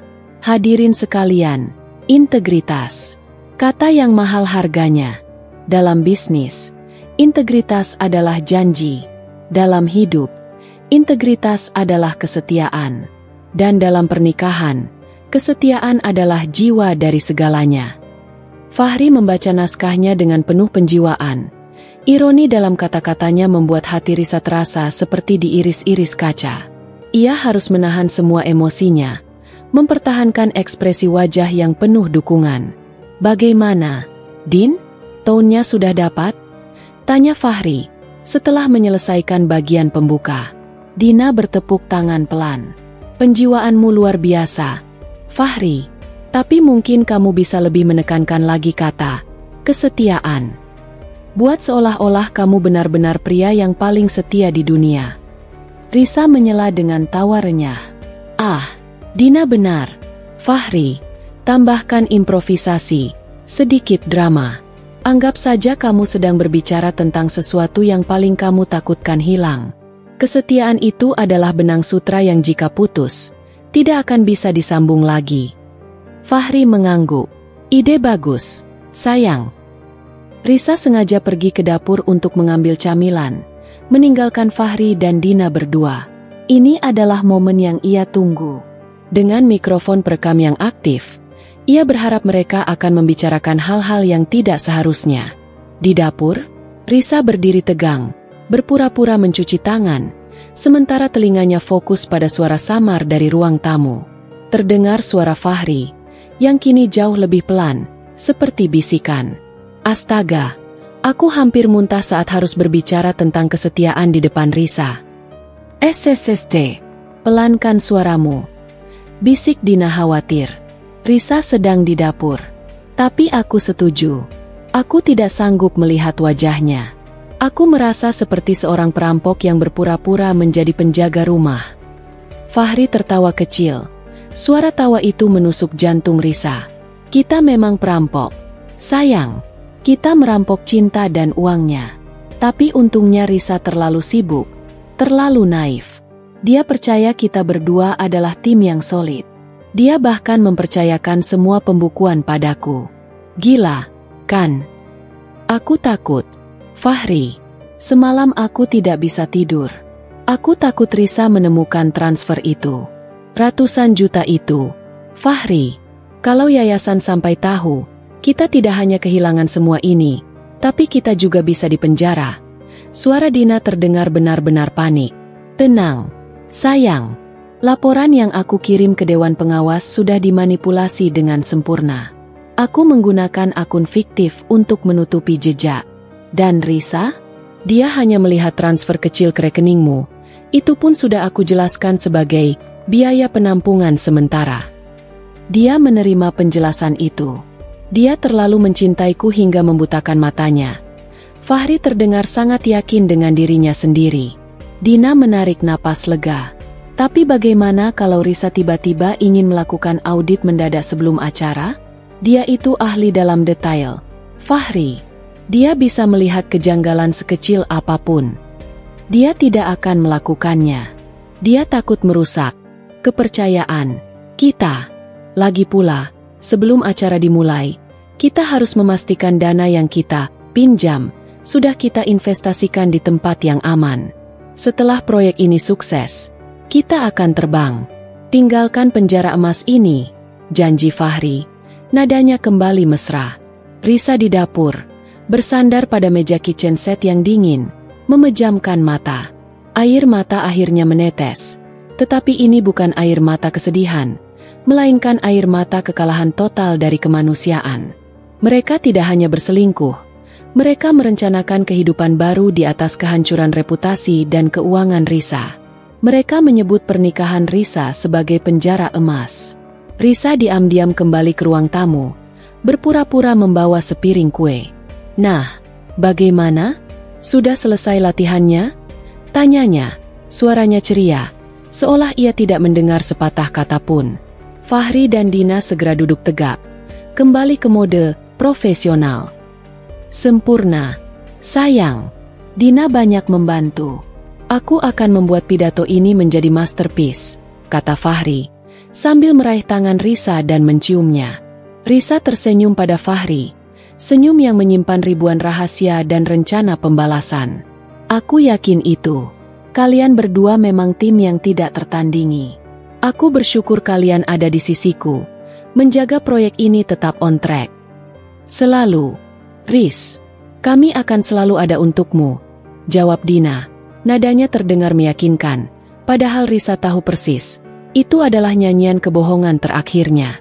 Setelah Fahri dan Dina pergi, Risa segera mengambil recorder di bawah vas kristal. Ia menyambungkannya ke laptop. Suara mereka, tawa, bisikan, rencana penipuan, hingga pengakuan cinta terlarang, terdengar jernih, seperti simfoni pengkhianatan. Risa memotong rekaman itu menjadi bagian-bagian strategis, memasukkan klip-klip kunci ke dalam flash drive yang sudah ia siapkan untuk Pak Danu. Bukti ini jauh lebih kuat daripada sekadar email atau transfer bank. Ini adalah bukti pengakuan yang terekam, tanpa paksaan, di tengah-tengah kebahagiaan palsu yang mereka ciptakan. Risa kini memiliki semua yang ia butuhkan. Bukti visual, tiket, bunga, bukti digital, email, transfer dana, dan bukti suara, pengakuan. Malam itu, Risa tidur sendiri di kamar, menatap langit-langit yang gelap. Ia tidak lagi merasakan sakit yang tajam, hanya kekosongan yang dingin. Ia telah mengubur Risa yang lugu. Kini, yang tersisa adalah Risa, sang dalang panggung, yang siap menarik tirai pada kebohongan yang telah lama berlangsung. Gala charity tinggal 2 hari lagi. Panggung sudah siap. Semua mata akan tertuju ke sana. Risa sudah memasang jebakan emas yang didambakan Fahri dan Dina, dan ia tahu, mereka akan melangkah tepat ke dalam kehancuran yang sudah ia susun dengan teliti. Risa menghubungi Pak Danu, memberikan sinyal untuk melancarkan tahap akhir dari rencana itu. Pak Danu, semua prop sudah lengkap. Saya sudah dapat rekaman suara mereka. Siapkan flash drive untuk konsole di ballroom. Dan jangan lupa, siapkan juga para penonton spesial kita, para dewan pengawas yayasan dan media. Mereka harus hadir tepat waktu. Perintah Risa. Suaranya setenang lautan sebelum badai. Malam yang dinanti-nantikan tiba. Gala Charity Yayasan Kasih Bangsa diselenggarakan di ballroom termegah di kota. Bagi Risa, ini bukan sekadar acara amal. Ini adalah panggung kebenaran, tempat ia akan mempertaruhkan seluruh sisa harga dirinya untuk menuntut keadilan. Ia adalah dalang yang akhirnya akan naik ke panggung untuk mengeksekusi skenario yang telah ia susun dengan darah dan air mata. Risa tampak memukau malam itu. Ia mengenakan gaun malam berwarna emerald green, dirancang khusus untuk memancarkan aura ketenangan dan kekuatan. Ia menyambut setiap tamu dengan senyum profesional, tetapi di balik mata itu, ada badai yang siap melanda. Ia memastikan setiap detail berjalan sempurna. Musik, pencahayaan, makanan, hingga posisi duduk. Fahri dan Dina berada di sampingnya, bertindak sebagai tuan rumah yang ramah. Fahri mengenakan tuxedo yang sangat pas, tampak bangga dan percaya diri. Dina, dengan gaun desainnya sendiri, berseri-seri, bangga atas dekorasi ruangan yang memang mewah dan agung. Mereka adalah duo pengkhianat yang tampil sebagai pasangan ideal, tidak menyadari bahwa mereka sedang berjalan menuju jebakan berlapis emas yang disiapkan Risa. "Sayang, kamu terlihat sangat lelah," bisik Fahri, pura-pura khawatir, saat mereka menyambut ketua dewan pengawas yayasan. "Setelah ini, kita harus liburan. Aku akan ajak kamu ke tempat yang lebih tenang dari Bali kemarin. Mungkin Maldives." Risa tersenyum lebar. "Tentu, Fahri. Setelah semua ini selesai, kita akan mendapatkan ketenangan yang kita berdua pantas dapatkan." Ketenangan yang ia maksud adalah ketenangan setelah membersihkan sampah dari hidupnya. Dina mendekat, tampak cemas. "Riz, kamu yakin aku harus duduk di barisan depan? Aku merasa lebih nyaman di belakang panggung, mengawasi detail dekorasiku." "Tidak, Din. Kamu adalah desainer utama, dan kamu sepupuku. Aku ingin kamu mendapatkan penghargaan tertinggi. Lagi pula, kamu harus duduk di sana, di singgasana VIP itu, untuk melihat pidato Fahri. Dia bilang pidatonya akan sangat menyentuh." "Aku tidak mau kamu melewatkannya," desak Risa. Tangannya memegang lengan Dina erat-erat, sebuah pegangan yang terasa seperti rantai yang mengikat. Dina akhirnya mengangguk. Terpaksa. Ia terlalu takut untuk menolak. Takut Risa akan curiga di saat-saat terakhir. Saat para tamu mulai duduk, Risa diam-diam melangkah menuju ruang kontrol audiovisual di balik panggung, tempat para teknisi bekerja. Ia membawa sebuah flash drive kecil yang diselipkan di dalam clutch mahalnya. Di sana, ia disambut oleh Aji, kepala teknisi yang sudah ia percaya selama bertahun-tahun. Di ruangan itu juga duduk Pak Danu, yang menyamar sebagai konsultan teknis yayasan. "Aji, saya ingin kamu pastikan setup audio dan video saya berjalan sempurna. Ini acara paling penting dalam sejarah Hio kita," kata Risa, memberikan kode tak terucapkan kepada Aji. Aji mengangguk. Sudah mengerti bahwa Risa punya rencana rahasia. Ia tahu Risa adalah wanita yang profesional, dan jika Risa bertindak seperti ini, pasti ada sesuatu yang besar dipertaruhkan. Risa mendekati Pak Danu, mengeluarkan flash drive itu. "Ini isinya, Pak Danu. Semua bukti visual dan rekaman suara ada di sini. Saya akan berikan aba-aba di akhir pidato Fahri. Begitu saya berikan sinyal, tekan tombol play di presentasi saya. Tidak boleh ada jeda. Pak, harus segera setelah Fahri selesai bicara." "Sinyal apa, Risa?" tanya Pak Danu, suaranya pelan dan tegang. "Sinyalnya adalah, saya akan mengambil mikrofon dari tangan Fahri, lalu saya akan mengucapkan, 'Sekarang, mari kita lihat apa arti integritas sejati bagi suamiku dan sepupuku.'" Tepat setelah kata itu, "Putar video ini, Pak Danu," jelas Risa. Matanya memancarkan tekad yang dingin. "Baik, Risa, Anda luar biasa. Saya pastikan, proyektor LED terbesar di ballroom itu akan menjadi jendela ke kebenaran," janji Pak Danu. Risa meninggalkan ruang kontrol, kembali ke area tamu VIP, mengambil tempatnya di samping Fahri dan di seberang Dina. Acara dimulai. Risa membuka dengan sambutan yang elegan. Ia berbicara tentang pentingnya beramal, tentang harapan, dan tentang pembangunan masa depan. Pidatonya memukau, membuat semua orang percaya bahwa ia adalah sosok yang tak bercela. Setelah sesi pembukaan, Risa menoleh ke Fahri, memberikan senyum penuh janji. "Sekarang, giliranmu, sayang. Saatnya kamu memberikan pidato yang sudah kamu latih itu. Tunjukkan pada semua orang, apa arti kesetiaan." Fahri berdiri, membetulkan tuksedonya. Risa menyerahkan mikrofon nirkabel kepadanya. Fahri naik ke panggung utama, di bawah sorotan lampu yang tajam, persis di depan layar LED raksasa yang sudah siap menyajikan data yang akan menghancurkannya. Di barisan depan, Dina tersenyum bangga, menatap Fahri. Fahri memulai pidatonya.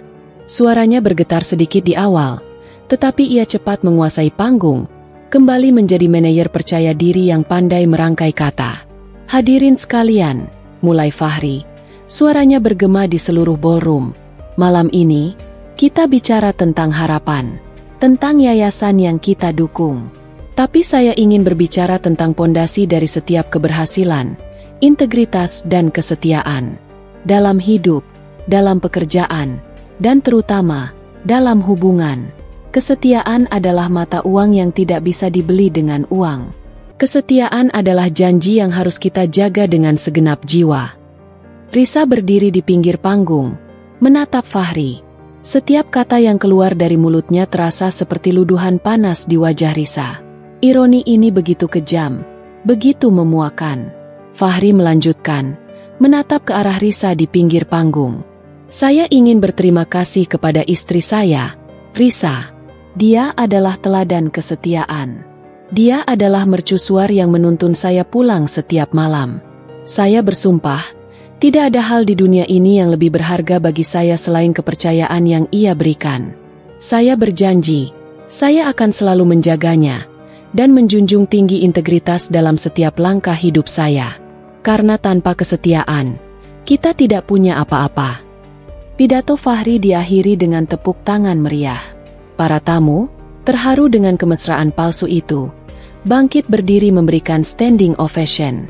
Dina tersenyum haru, matanya berkaca-kaca, mungkin bangga dengan akting luar biasa Fahri, atau lega karena tahap pementasan show mereka berjalan mulus. Inilah momennya, puncak dari semua perencanaan Risa. Fahri melangkah mendekat, hendak memberikan mikrofon kembali kepada Risa. Risa menerima mikrofon itu. Tangan mereka bersentuhan sebentar.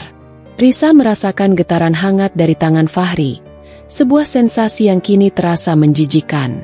Risa menoleh ke arah kerumunan, membiarkan keheningan sesaat menyelimuti ballroom. Semua mata tertuju padanya. Ia menarik napas dalam-dalam. Risa menatap Fahri yang berdiri di sampingnya dengan senyum puas. Ia kemudian menoleh ke barisan VIP, menatap Dina yang tampak lega dan bangga. Risa menghela napas. Suaranya tenang namun tajam, seolah pecahan kristal yang dilemparkan ke lantai marmer. "Terima kasih atas pidato yang menyentuh hati, Fahri. Anda berbicara tentang integritas, kesetiaan, dan janji. Saya setuju, tanpa kesetiaan, kita tidak punya apa-apa." Risa berhenti sejenak, mengumpulkan semua keberanian dan rasa sakitnya menjadi satu kalimat kunci. "Sekarang, mari kita lihat apa arti integritas sejati bagi suamiku dan sepupuku." Kata-kata itu baru saja keluar dari bibir Risa, dan ia segera memberikan sinyal dengan tatapannya kepada Pak Danu di ruang kontrol. Jari Pak Danu langsung menekan tombol play di konsole utama. Lampu di ballroom meredup drastis, dan seketika itu juga, layar LED raksasa di belakang Fahri, yang seharusnya menampilkan logo yayasan, menyala terang dengan gambar visual yang mematikan. Fahri dan Dina, yang terkejut dengan sinyal tak terduga Risa, hanya bisa mematung di tempat mereka, tidak menyadari bahwa tirai kebohongan mereka baru saja ditarik paksa. Begitu Risa mengucapkan kalimat pamungkas, gemuruh sunyi menyelimuti ballroom. Lampu sorot, yang tadinya memuja Fahri, kini menyinari layar LED raksasa di belakangnya, mengubahnya menjadi jendela ke neraka pribadi Fahri dan Dina. Tayangan dimulai. Di layar, muncul gambar pertama, 2 tiket pesawat ke Bali dan Lombok, dengan nama penumpang yang tertera jelas dan tak terbantahkan, Fahri Ardiansyah dan Dina Permata. Di bawahnya, Risa menambahkan caption singkat, liburan rahasia di sela-sela rapat penting. Keriuhan bisikan segera pecah di antara para tamu. Para dewan pengawas yayasan tampak terkejut.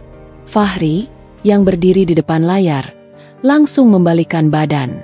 Wajahnya yang semula percaya diri kini pucat pasi, seperti patung lilin yang mulai meleleh. Risa, masih memegang mikrofon, berbicara dengan suara yang tenang, membiarkan setiap kata Fahri tadi menjadi pedang yang menusuk dirinya sendiri. Fahri baru saja berbicara tentang kesetiaan. Dan ini adalah definisi kesetiaannya, ujar Risa. Tayangan berpindah. Kini yang muncul adalah tangkapan layar email yang Fahri kirimkan kepada Dina. Email dengan subjek, perjalanan rahasia, dan isinya yang begitu kejam. Kembali ke penjara emas itu untuk perayaan 5 tahun. Aku sudah kirim buket bunga mawar ke kantormu. Hati kita terikat, meskipun tersembunyi. Di barisan depan VIP, Dina bangkit berdiri, tangannya menutupi mulut. Rasa syok dan ketakutan membuat kakinya lemas. Ia melirik Risa dengan mata yang memohon, tetapi Risa sudah mengenakan topeng keadilan yang tak kenal ampun. Bunga mawar merah di meja Fahri, yang ia katakan berasal dari klien Singapura, ternyata adalah tanda cinta dari sepupuku. Risa menjelaskan, suaranya kini sedikit bergetar, tetapi ia cepat mengontrolnya. Integritas yang ia janjikan dihidupkan melalui kebohongan terstruktur.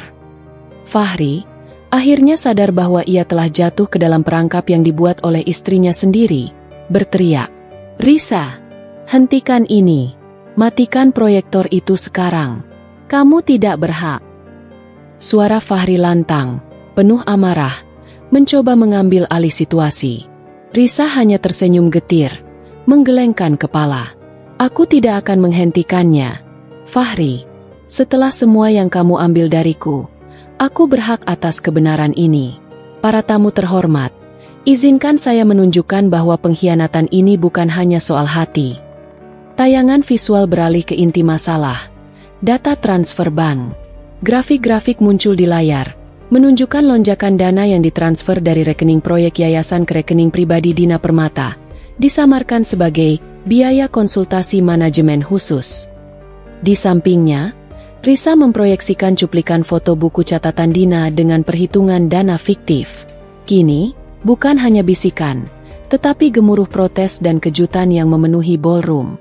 Para petinggi yayasan saling pandang. Wajah mereka berubah gelap karena dikhianati. Risa mengangkat volume suaranya. "Angka-angka ini adalah bukti. Bukti bahwa suami saya dan sepupu saya tidak hanya bersekongkol menghancurkan pernikahan saya, tetapi juga bersekongkol untuk menggelapkan dana amal. Mereka menjadikan proyek suci ini sebagai ladang emas untuk membiayai liburan rahasia dan kehidupan baru mereka."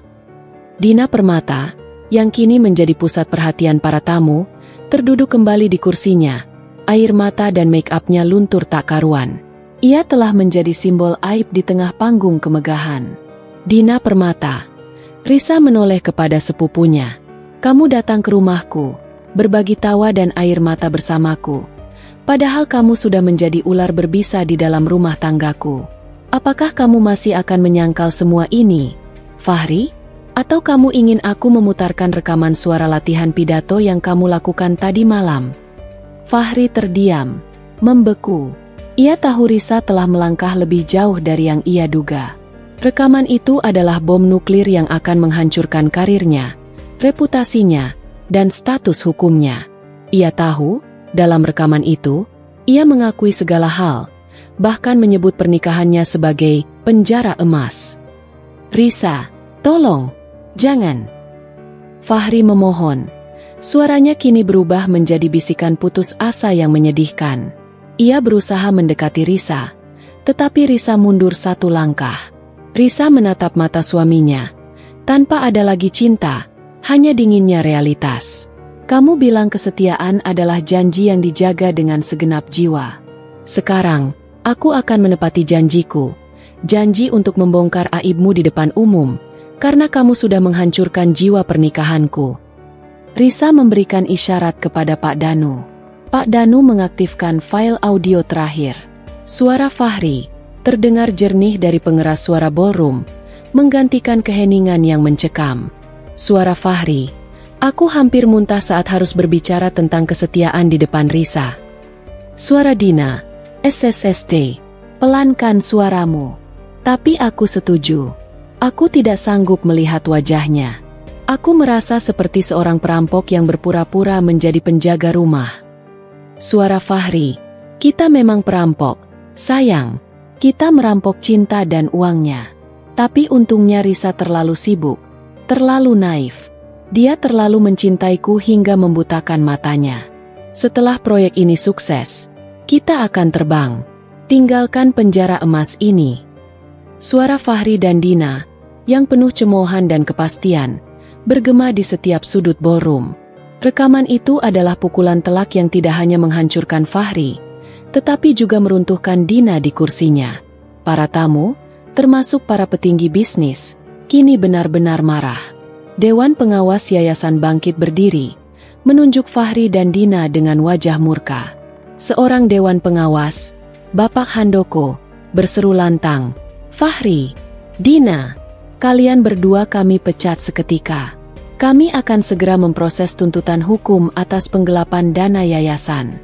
Kami tidak akan membiarkan penipuan ini berlalu." Situasi berubah menjadi chaos. Puluhan kamera wartawan, yang semula datang untuk meliput acara amal, kini mengarah ke Fahri dan Dina, merekam setiap detik kehancuran mereka. Fahri, yang panik, berusaha melarikan diri dari panggung. Risa, dengan mikrofon masih di tangannya, menarik napas terakhir. "Fahri, aku sudah menyerahkan semua bukti, termasuk data transfer bank rekening Dina, kepada Pak Danu, penasihat hukumku. Rekaman ini hanya pelengkap. Kamu tidak akan bisa lari."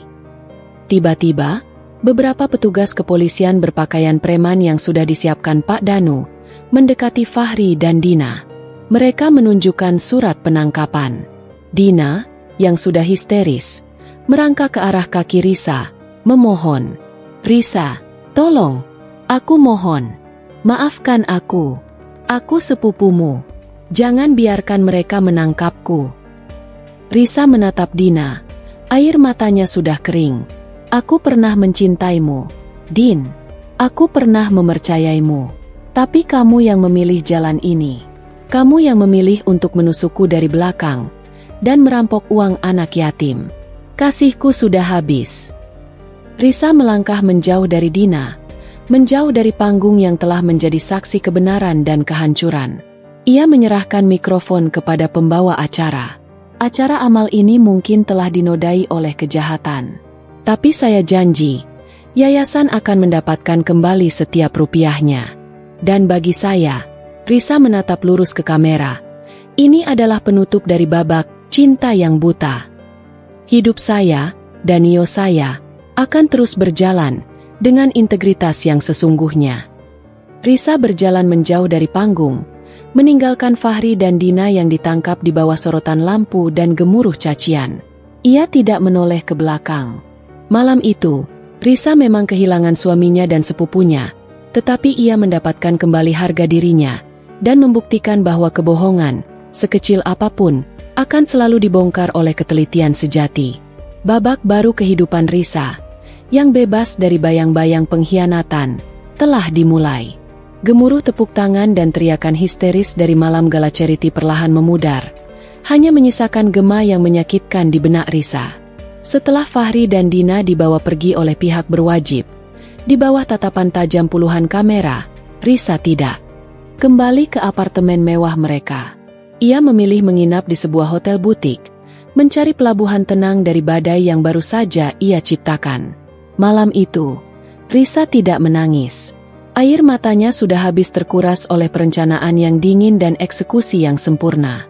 Yang tersisa hanyalah kelegaan yang hampa, seperti bekas luka yang tidak lagi berdarah, tetapi masih terasa perih jika disentuh. Keesokan harinya, Risa bangun dengan kesadaran penuh. Ia telah memulai hidup baru, seorang diri, di tengah sorotan publik. Pagi itu, berita tentang skandal penggelapan dana yayasan dan perselingkuhan yang dibongkar oleh istri di atas panggung besar menjadi topik utama yang menguasai media nasional.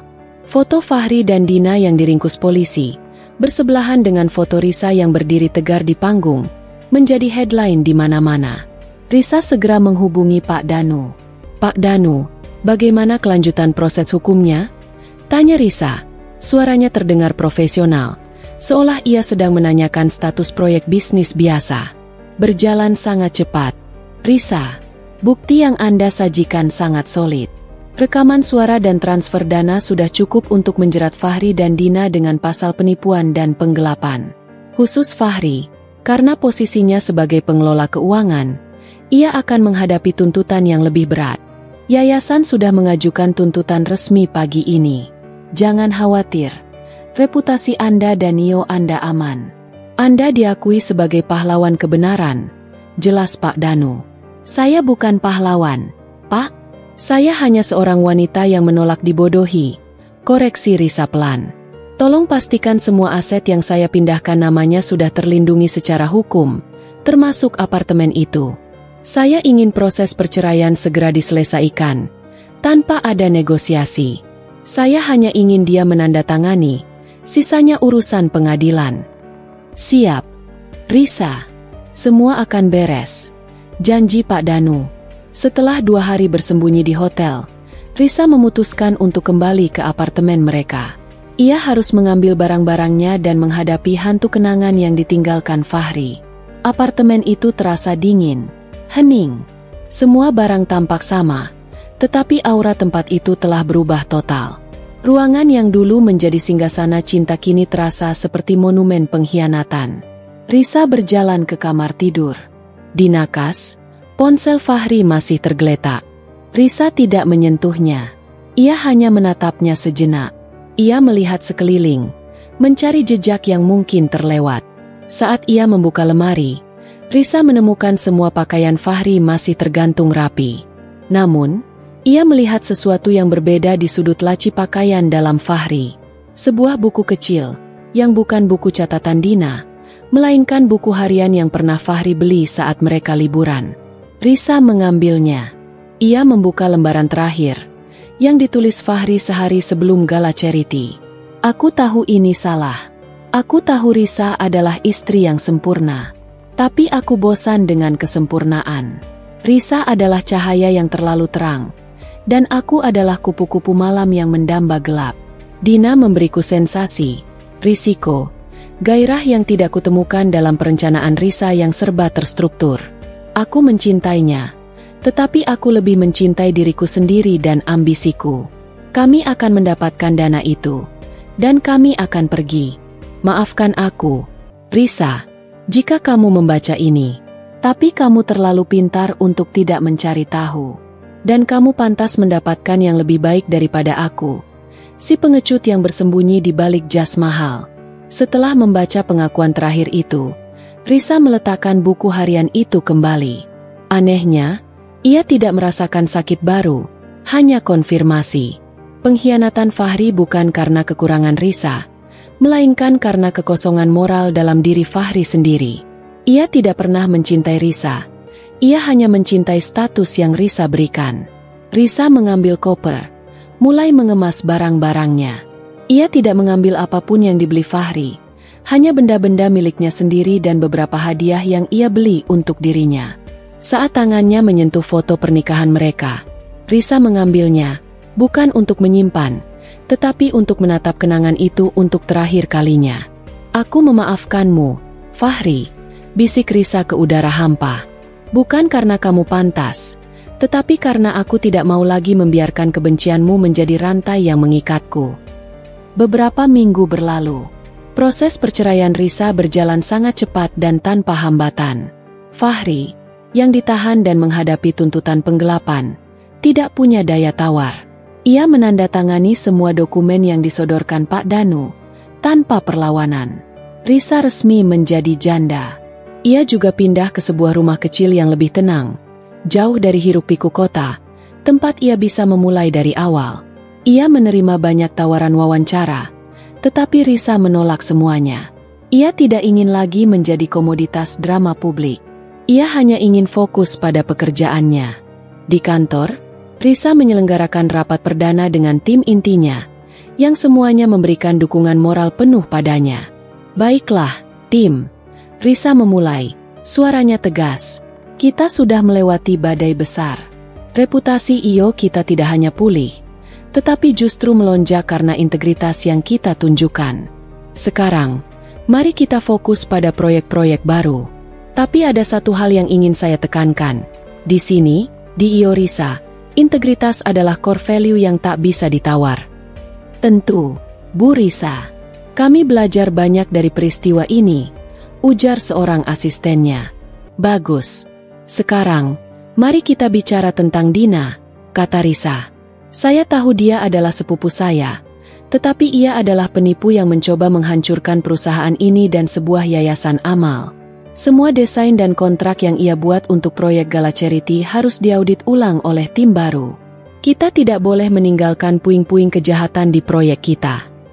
Setelah rapat, Risa duduk sendirian di kantornya. Tiba-tiba, ia menerima telepon dari nomor asing. Ia ragu, tetapi mengangkatnya. "Halo.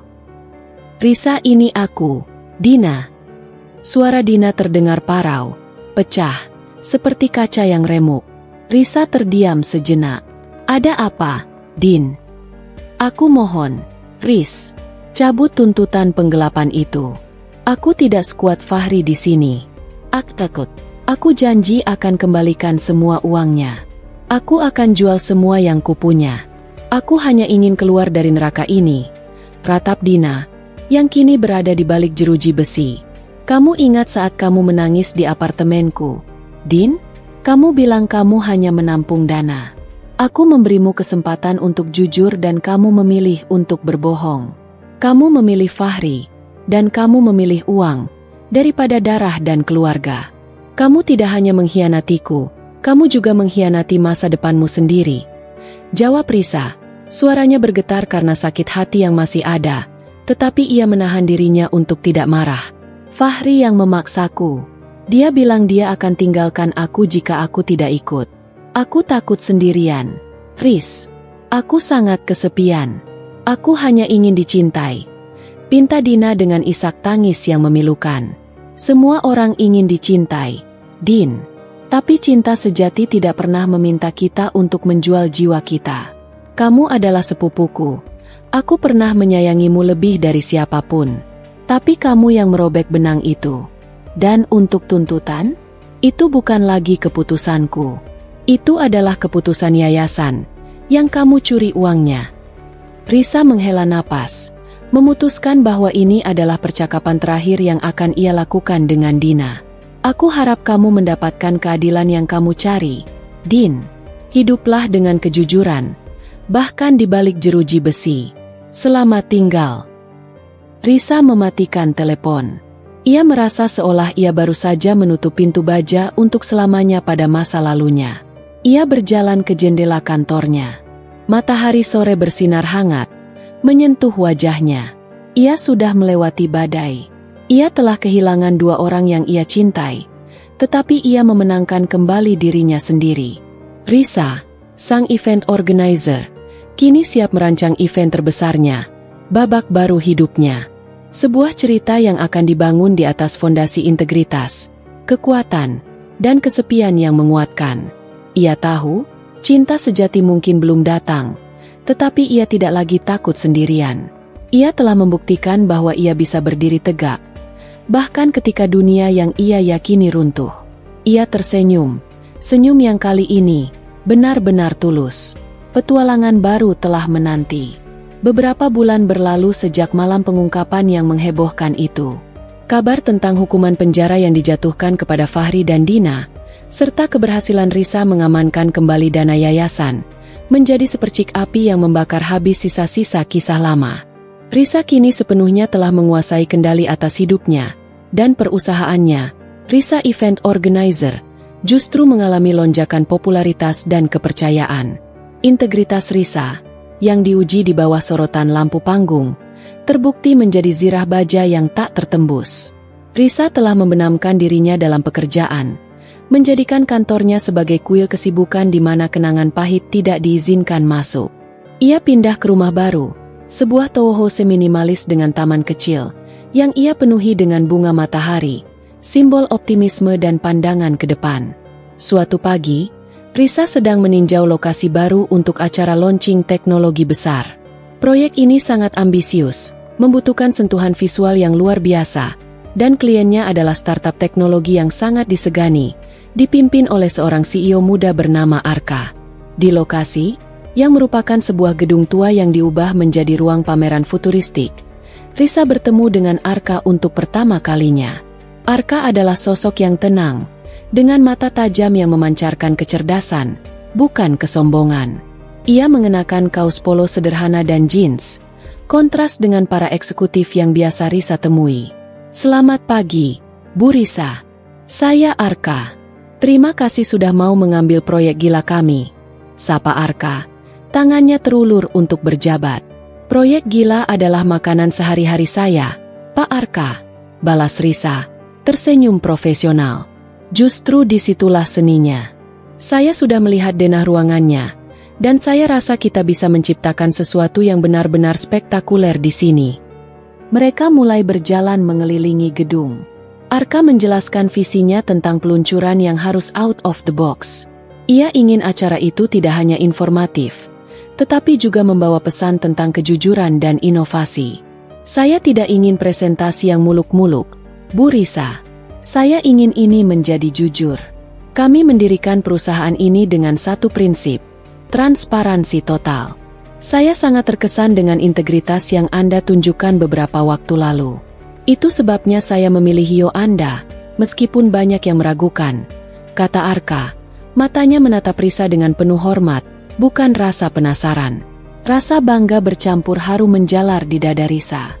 Ia tahu, bayangan skandal itu akan selalu mengikutinya. Tetapi kini, ia datang sebagai saksi hidup dari prinsip yang ia junjung. "Saya menghargai kepercayaan Anda, Pak Arka. Transparansi total akan menjadi konsep utama event ini. Tidak ada gimmick yang tidak perlu, hanya kebenaran data dan keindahan teknologi," janji Risa. Saat mereka berdiskusi tentang tata letak panggung, Arka tiba-tiba menunjuk ke sudut ruangan yang gelap. "Di sana, Bu Risa. Di sudut itu, saya ingin membuat sebuah wall of shame kecil. Bukan aib, tetapi refleksi. Saya ingin semua tim kami melihat kegagalan kami di masa lalu, sebagai pengingat bahwa proses yang jujur lebih penting daripada hasil instan." Risa tertegun. Ide itu berani dan tak lazim. "Menarik, Pak Arka. Memajang kegagalan." "Ya, bukankah hidup juga begitu, Bu Risa? Kita belajar dari puing-puing yang tersisa. Saya mengagumi cara Anda menangani puing-puing Anda sendiri. Anda tidak menyembunyikannya. Anda malah menyajikannya sebagai bukti kebenaran. Itu butuh keberanian yang luar biasa." "Itu adalah integritas yang mahal," ujar Arka. Kali ini ia berbicara lebih sebagai seorang teman, bukan klien. Risa membalas pandangannya. "Saya tidak punya pilihan, Pak Arka. Ketika kebohongan sudah menjadi rumah, Anda harus membakarnya hingga rata dengan tanah, lalu membangun rumah yang baru." Diskusi mereka berlanjut, beralih dari denah panggung ke filosofi hidup. Arka dan Risa menemukan kecocokan yang jarang mereka temui dalam lingkungan profesional. Arka tidak pernah menanyakan detail tentang Fahri atau Dina. Ia hanya fokus pada pelajaran yang Risa dapatkan. Seminggu kemudian, Risa dan timnya bekerja lembur, menyusun konsep launching Arka. Malam itu, Risa masih di kantor, memeriksa checklist terakhir, ketika telepon dari Pak Danu masuk. "Risa, ada kabar terbaru dari sidang Fahri dan Dina," kata Pak Danu. "Bagaimana?" tanya Risa. Ia tahu ia harus mendengarnya, meskipun ia sudah meletakkan semua perasaan itu ke dalam kotak kenangan yang terkunci. Fahri dijatuhi hukuman paling berat, ditambah denda karena penipuan terstruktur. Dina mendapatkan hukuman yang sedikit lebih ringan karena ia hanya dianggap sebagai kaki tangan, meskipun ia tetap harus mengembalikan dana yang ia gunakan. Mereka berdua mengajukan banding, tetapi kecil kemungkinannya diterima. jelas Pak Danu. Dan Fahri mengirimkan surat untuk Anda. Risa terdiam. Surat dari Fahri? Apa isinya, Pak? Intinya, ia meminta maaf. Ia mengatakan bahwa Anda adalah satu-satunya orang yang pernah mencintainya tanpa syarat.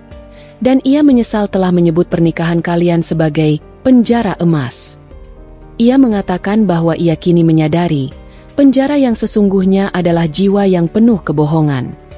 Risa memejamkan mata. Surat itu datang terlalu terlambat. Pintu pengampunan sudah tertutup. Tolong simpan surat itu, Pak Danu. Saya tidak perlu membacanya. Klosure saya sudah terjadi di panggung ballroom itu. Sekarang, saya hanya menatap ke depan, tegas Risa. Saya mengerti, Risa. Anda sudah sangat kuat. Puji Pak Danu. Setelah telepon ditutup, Risa merasa ada beban yang terangkat dari pundaknya. Ia telah menghadapi masa lalu, dan kini saatnya merangkul masa depan. Saat Risa hendak pulang, ponselnya berdering. Itu Arka. Bu Risa, saya tahu Anda pasti sibuk, tapi saya ingin minta pendapat Anda tentang hal lain. Di luar proyek, saya ingin mengundang Anda makan malam. Ini bukan urusan bisnis. Ini murni, apresiasi dan mungkin obrolan tentang bunga matahari, ujar Arka. Risa terkejut. Sudah lama ia tidak menerima ajakan yang tulus seperti ini. Setelah perpisahan yang begitu pahit, ia berpikir ia akan hidup dalam benteng kesendirian selamanya. Bunga matahari? Tanya Risa, sedikit bingung. Ya, saya melihat foto rumah baru Anda di media sosial Anda. Bunga matahari. Saya sangat menyukai filosofinya. Mereka selalu menghadap matahari, meskipun harus melewati kegelapan. Dan saya rasa, filosofi itu sangat cocok dengan Anda, jelas Arka. Pujian itu, yang datang dari orang asing yang menghargai perjalanan emosionalnya, sangat menyentuh Risa. Ia menyadari, ada orang di luar sana yang melihatnya bukan sebagai korban skandal, melainkan sebagai wanita yang bangkit. Terima kasih, Pak Arka. Itu sangat manis, jawab Risa. Senyumnya kini benar-benar murni, tanpa kepura-puraan. Saya bersedia. Kapan? Besok malam. Kita akan makan di tempat yang sederhana. Tidak ada ballroom, tidak ada LED screen raksasa. Hanya kejujuran dan makanan enak. Canda Arka. Saya suka itu. Sampai jumpa besok, Pak Arka. Tutup Risa. Risa mematikan telepon. Rasa hangat menjalar di hatinya. Ia berdiri, mengambil kunci mobilnya. Ia melihat ke jendela kantornya yang gelap. Refleksi dirinya terlihat di sana.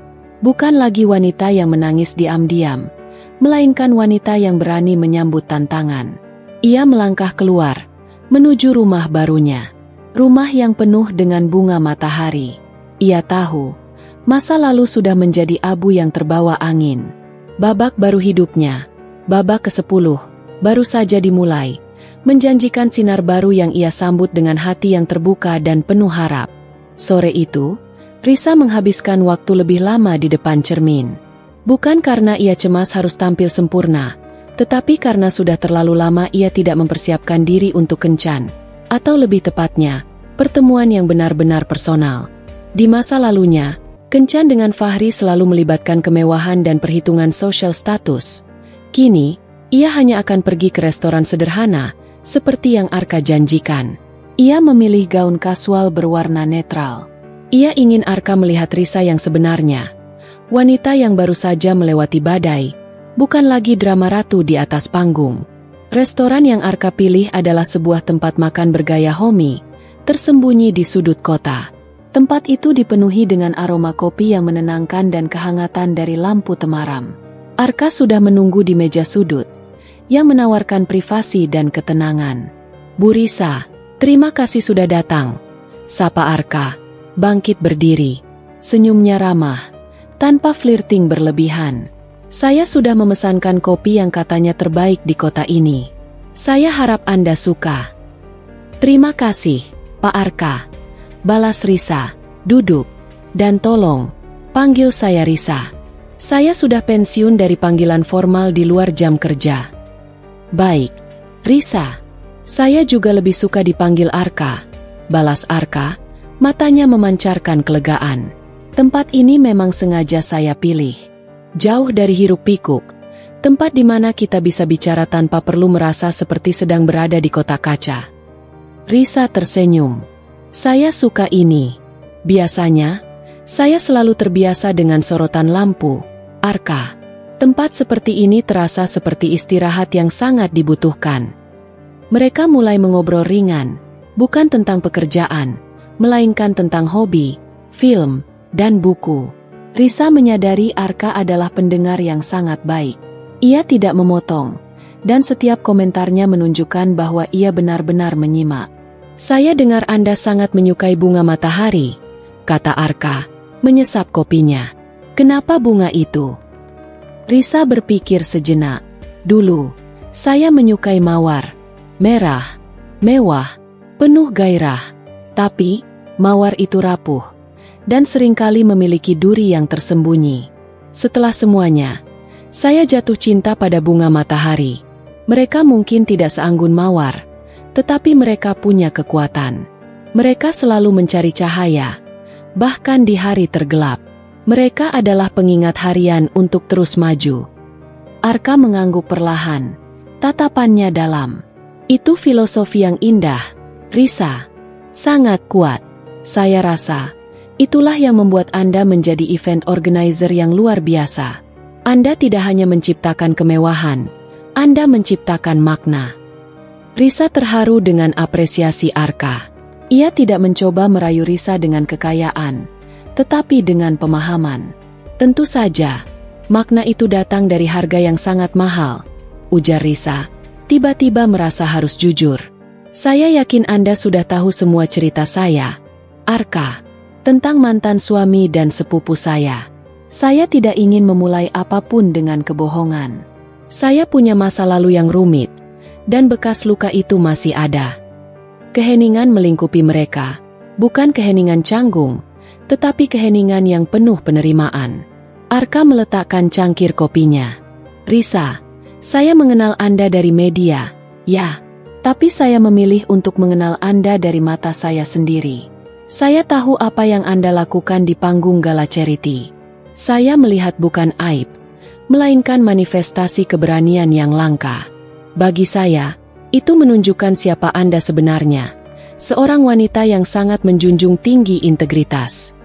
Ia melanjutkan, semua orang punya masa lalu, Risa. Saya sendiri, perusahaan saya juga pernah hampir bangkrut total di awal, dan saya harus memecat semua rekan yang saya percaya. Itu adalah wall of shame saya. Masa lalu Anda, itu adalah panggung kemenangan Anda, bukan puing-puing. Dan saya tidak takut dengan wanita yang berani menghadapi kehancuran, lalu membangunnya kembali lebih kuat. Kata-kata Arka terasa seperti balsem dingin di hati Risa yang sudah lama terluka. Ia tidak pernah berpikir akan bertemu seseorang yang tidak hanya menerima, tetapi juga menghargai perjalanannya yang menyakitkan. Saya terima kasih, Arka.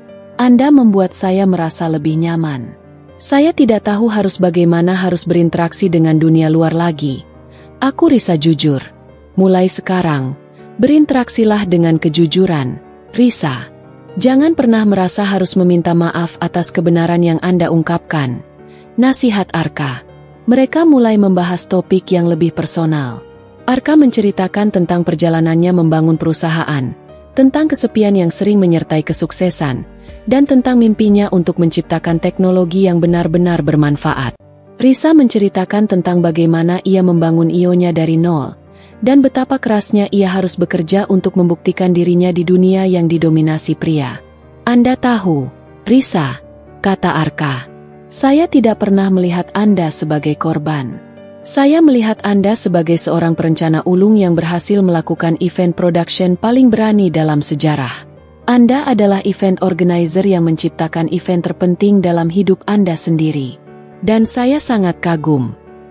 Mungkin itu saja cara saya untuk bertahan hidup, jawab Risa, tersenyum kecil. Dengan merencanakan setiap langkah. Itu namanya kontrol diri, Risa. Setelah Anda kehilangan kendali atas hati Anda Anda kembali menguasai kendali atas takdir Anda. Itu adalah seni, balas Arka. Ketika malam semakin larut, Risa merasa bahwa ia sedang duduk di samping seseorang yang bukan hanya menarik, tetapi juga merupakan cermin bagi jiwanya yang sedang mencari kedamaian. Tidak ada flirting yang tergesa-gesa, tidak ada janji kosong, hanya percakapan yang tulus dan dalam. Saat Arka mengantar Risa pulang, mereka berhenti di depan pintu Toho Serisa yang dipenuhi bunga matahari. Terima kasih atas malam ini, Risa. Ini adalah pertemuan yang paling jujur yang pernah saya alami, kata Arka. Saya juga, Arka. Terima kasih telah membuat saya merasa normal kembali, jawab Risa. Anda tidak perlu menjadi normal, Risa. Anda perlu menjadi diri Anda sendiri. Dan saya sangat suka itu, bisik Arka. Tatapannya lembut. Arka tidak mencium Risa, tidak memegang tangannya lebih lama dari yang diperlukan. Ia hanya memberikan senyum tulus dan janji yang tersirat dalam pandangannya. Sampai jumpa di lokasi, Bu Event Organizer. Saya tidak sabar untuk melihat kejujuran yang akan Anda ciptakan di panggung kami. Risa masuk ke rumahnya. Jantungnya berdetak lebih cepat. Ia menyalakan lampu, melihat vas bunga matahari di meja ruang tamu. Malam ini, ia tidak hanya bertemu seorang klien atau seorang pria. Ia bertemu dengan kemungkinan untuk mencintai dan mempercayai lagi, tetapi kali ini, dengan mata terbuka dan tanpa ilusi. Perjalanan pemulihannya, yang awalnya terasa sunyi dan dingin, kini dihiasi dengan sepercik harapan yang hangat. Risa tahu, ia akan terus berjalan, dan mungkin kali ini, ia tidak harus berjalan sendirian. Setelah pertemuan di restoran sederhana itu, batas antara profesionalisme dan kedekatan personal Risa dan Arka perlahan mulai kabur. Mereka tidak terburu-buru. Sebaliknya, hubungan mereka tumbuh dengan lambat dan terukur, layaknya tanaman yang akarnya kuat di tanah kejujuran. Fokus utama Risa tetaplah proyek launching teknologi Arka, sebuah acara yang ia jadikan panggung penebusan citra perusahaannya. Minggu-minggu berikutnya dipenuhi dengan rapat, site visits, dan diskusi yang intens. Risa dan timnya bekerja keras mewujudkan konsep transparansi total, Arka. Mereka merancang setup yang minimalis, mengandalkan proyeksi data yang jujur dan visualisasi proses bisnis, bukan sekadar gimmick mewah. Suatu sore, Risa dan Arka berada di lokasi proyek, mengawasi pemasangan instalasi cahaya. Lokasi itu, gedung tua yang luas, kini dipenuhi kabel dan rigging. Risa, saya khawatir dengan ide Wall of Shame yang saya usulkan, ujar Arka, menatap dinding yang rencananya akan memajang data kegagalan timnya. Apakah ini terlalu berisiko bagi citra perusahaan? Bisa-bisa investor justru lari. Risa menyilangkan tangan di dada, memikirkan konsep tersebut. Ini berisiko, Arka, sangat berisiko. Sama berisikonya dengan memutar rekaman suara pengkhianatan di depan ratusan tamu terhormat. Tapi, risiko adalah harga dari kebenaran. Ia menoleh ke Arka. Anda mendirikan perusahaan ini dengan prinsip transparansi. Jika Anda mundur sekarang, pesan itu akan hilang. Investor sejati tidak takut dengan kegagalan. Mereka takut dengan kebohongan. Kita akan menyajikan kegagalan ini bukan sebagai aib, tetapi sebagai bukti bahwa Anda belajar dan bangkit. Ini adalah seni kerentanan yang akan membuat brand Anda otentik. Arka menatap Risa. Sorot matanya menunjukkan kekaguman yang mendalam. Anda selalu punya cara untuk mengubah rasa takut menjadi kekuatan. Saya percaya, Risa, kita akan jalankan Wall of Shame itu. Pastikan instalasinya paling mencolok. Itu sudah pasti, Arka, jawab Risa, tersenyum bangga. Ia senang, karena Arka tidak mencoba melindungi dirinya dengan kebohongan manis, tidak seperti Fahri. Di tengah kesibukan proyek, Arka seringkali menyempatkan waktu untuk membawa makanan ringan atau kopi ke lokasi untuk Risa dan timnya. Kontak mereka tidak pernah menembus batas profesional di tempat kerja, tetapi percakapan mereka saat istirahat selalu mendalam. Suatu malam, Risa sedang mengawasi simulasi tata suara. Arka datang membawa 2 cangkir teh herbal hangat. Lelah, Risa? Tanya Arka, menyodorkan cangkir teh. Sangat. Risa menarik napas. Tetapi saya suka lelah yang ini. Lelah karena membangun sesuatu yang jujur. Saya mengerti perasaan itu, balas Arka, duduk di staging area di samping Risa. Dulu, saat perusahaan saya hampir bangkrut, saya merasa lelah yang berbeda.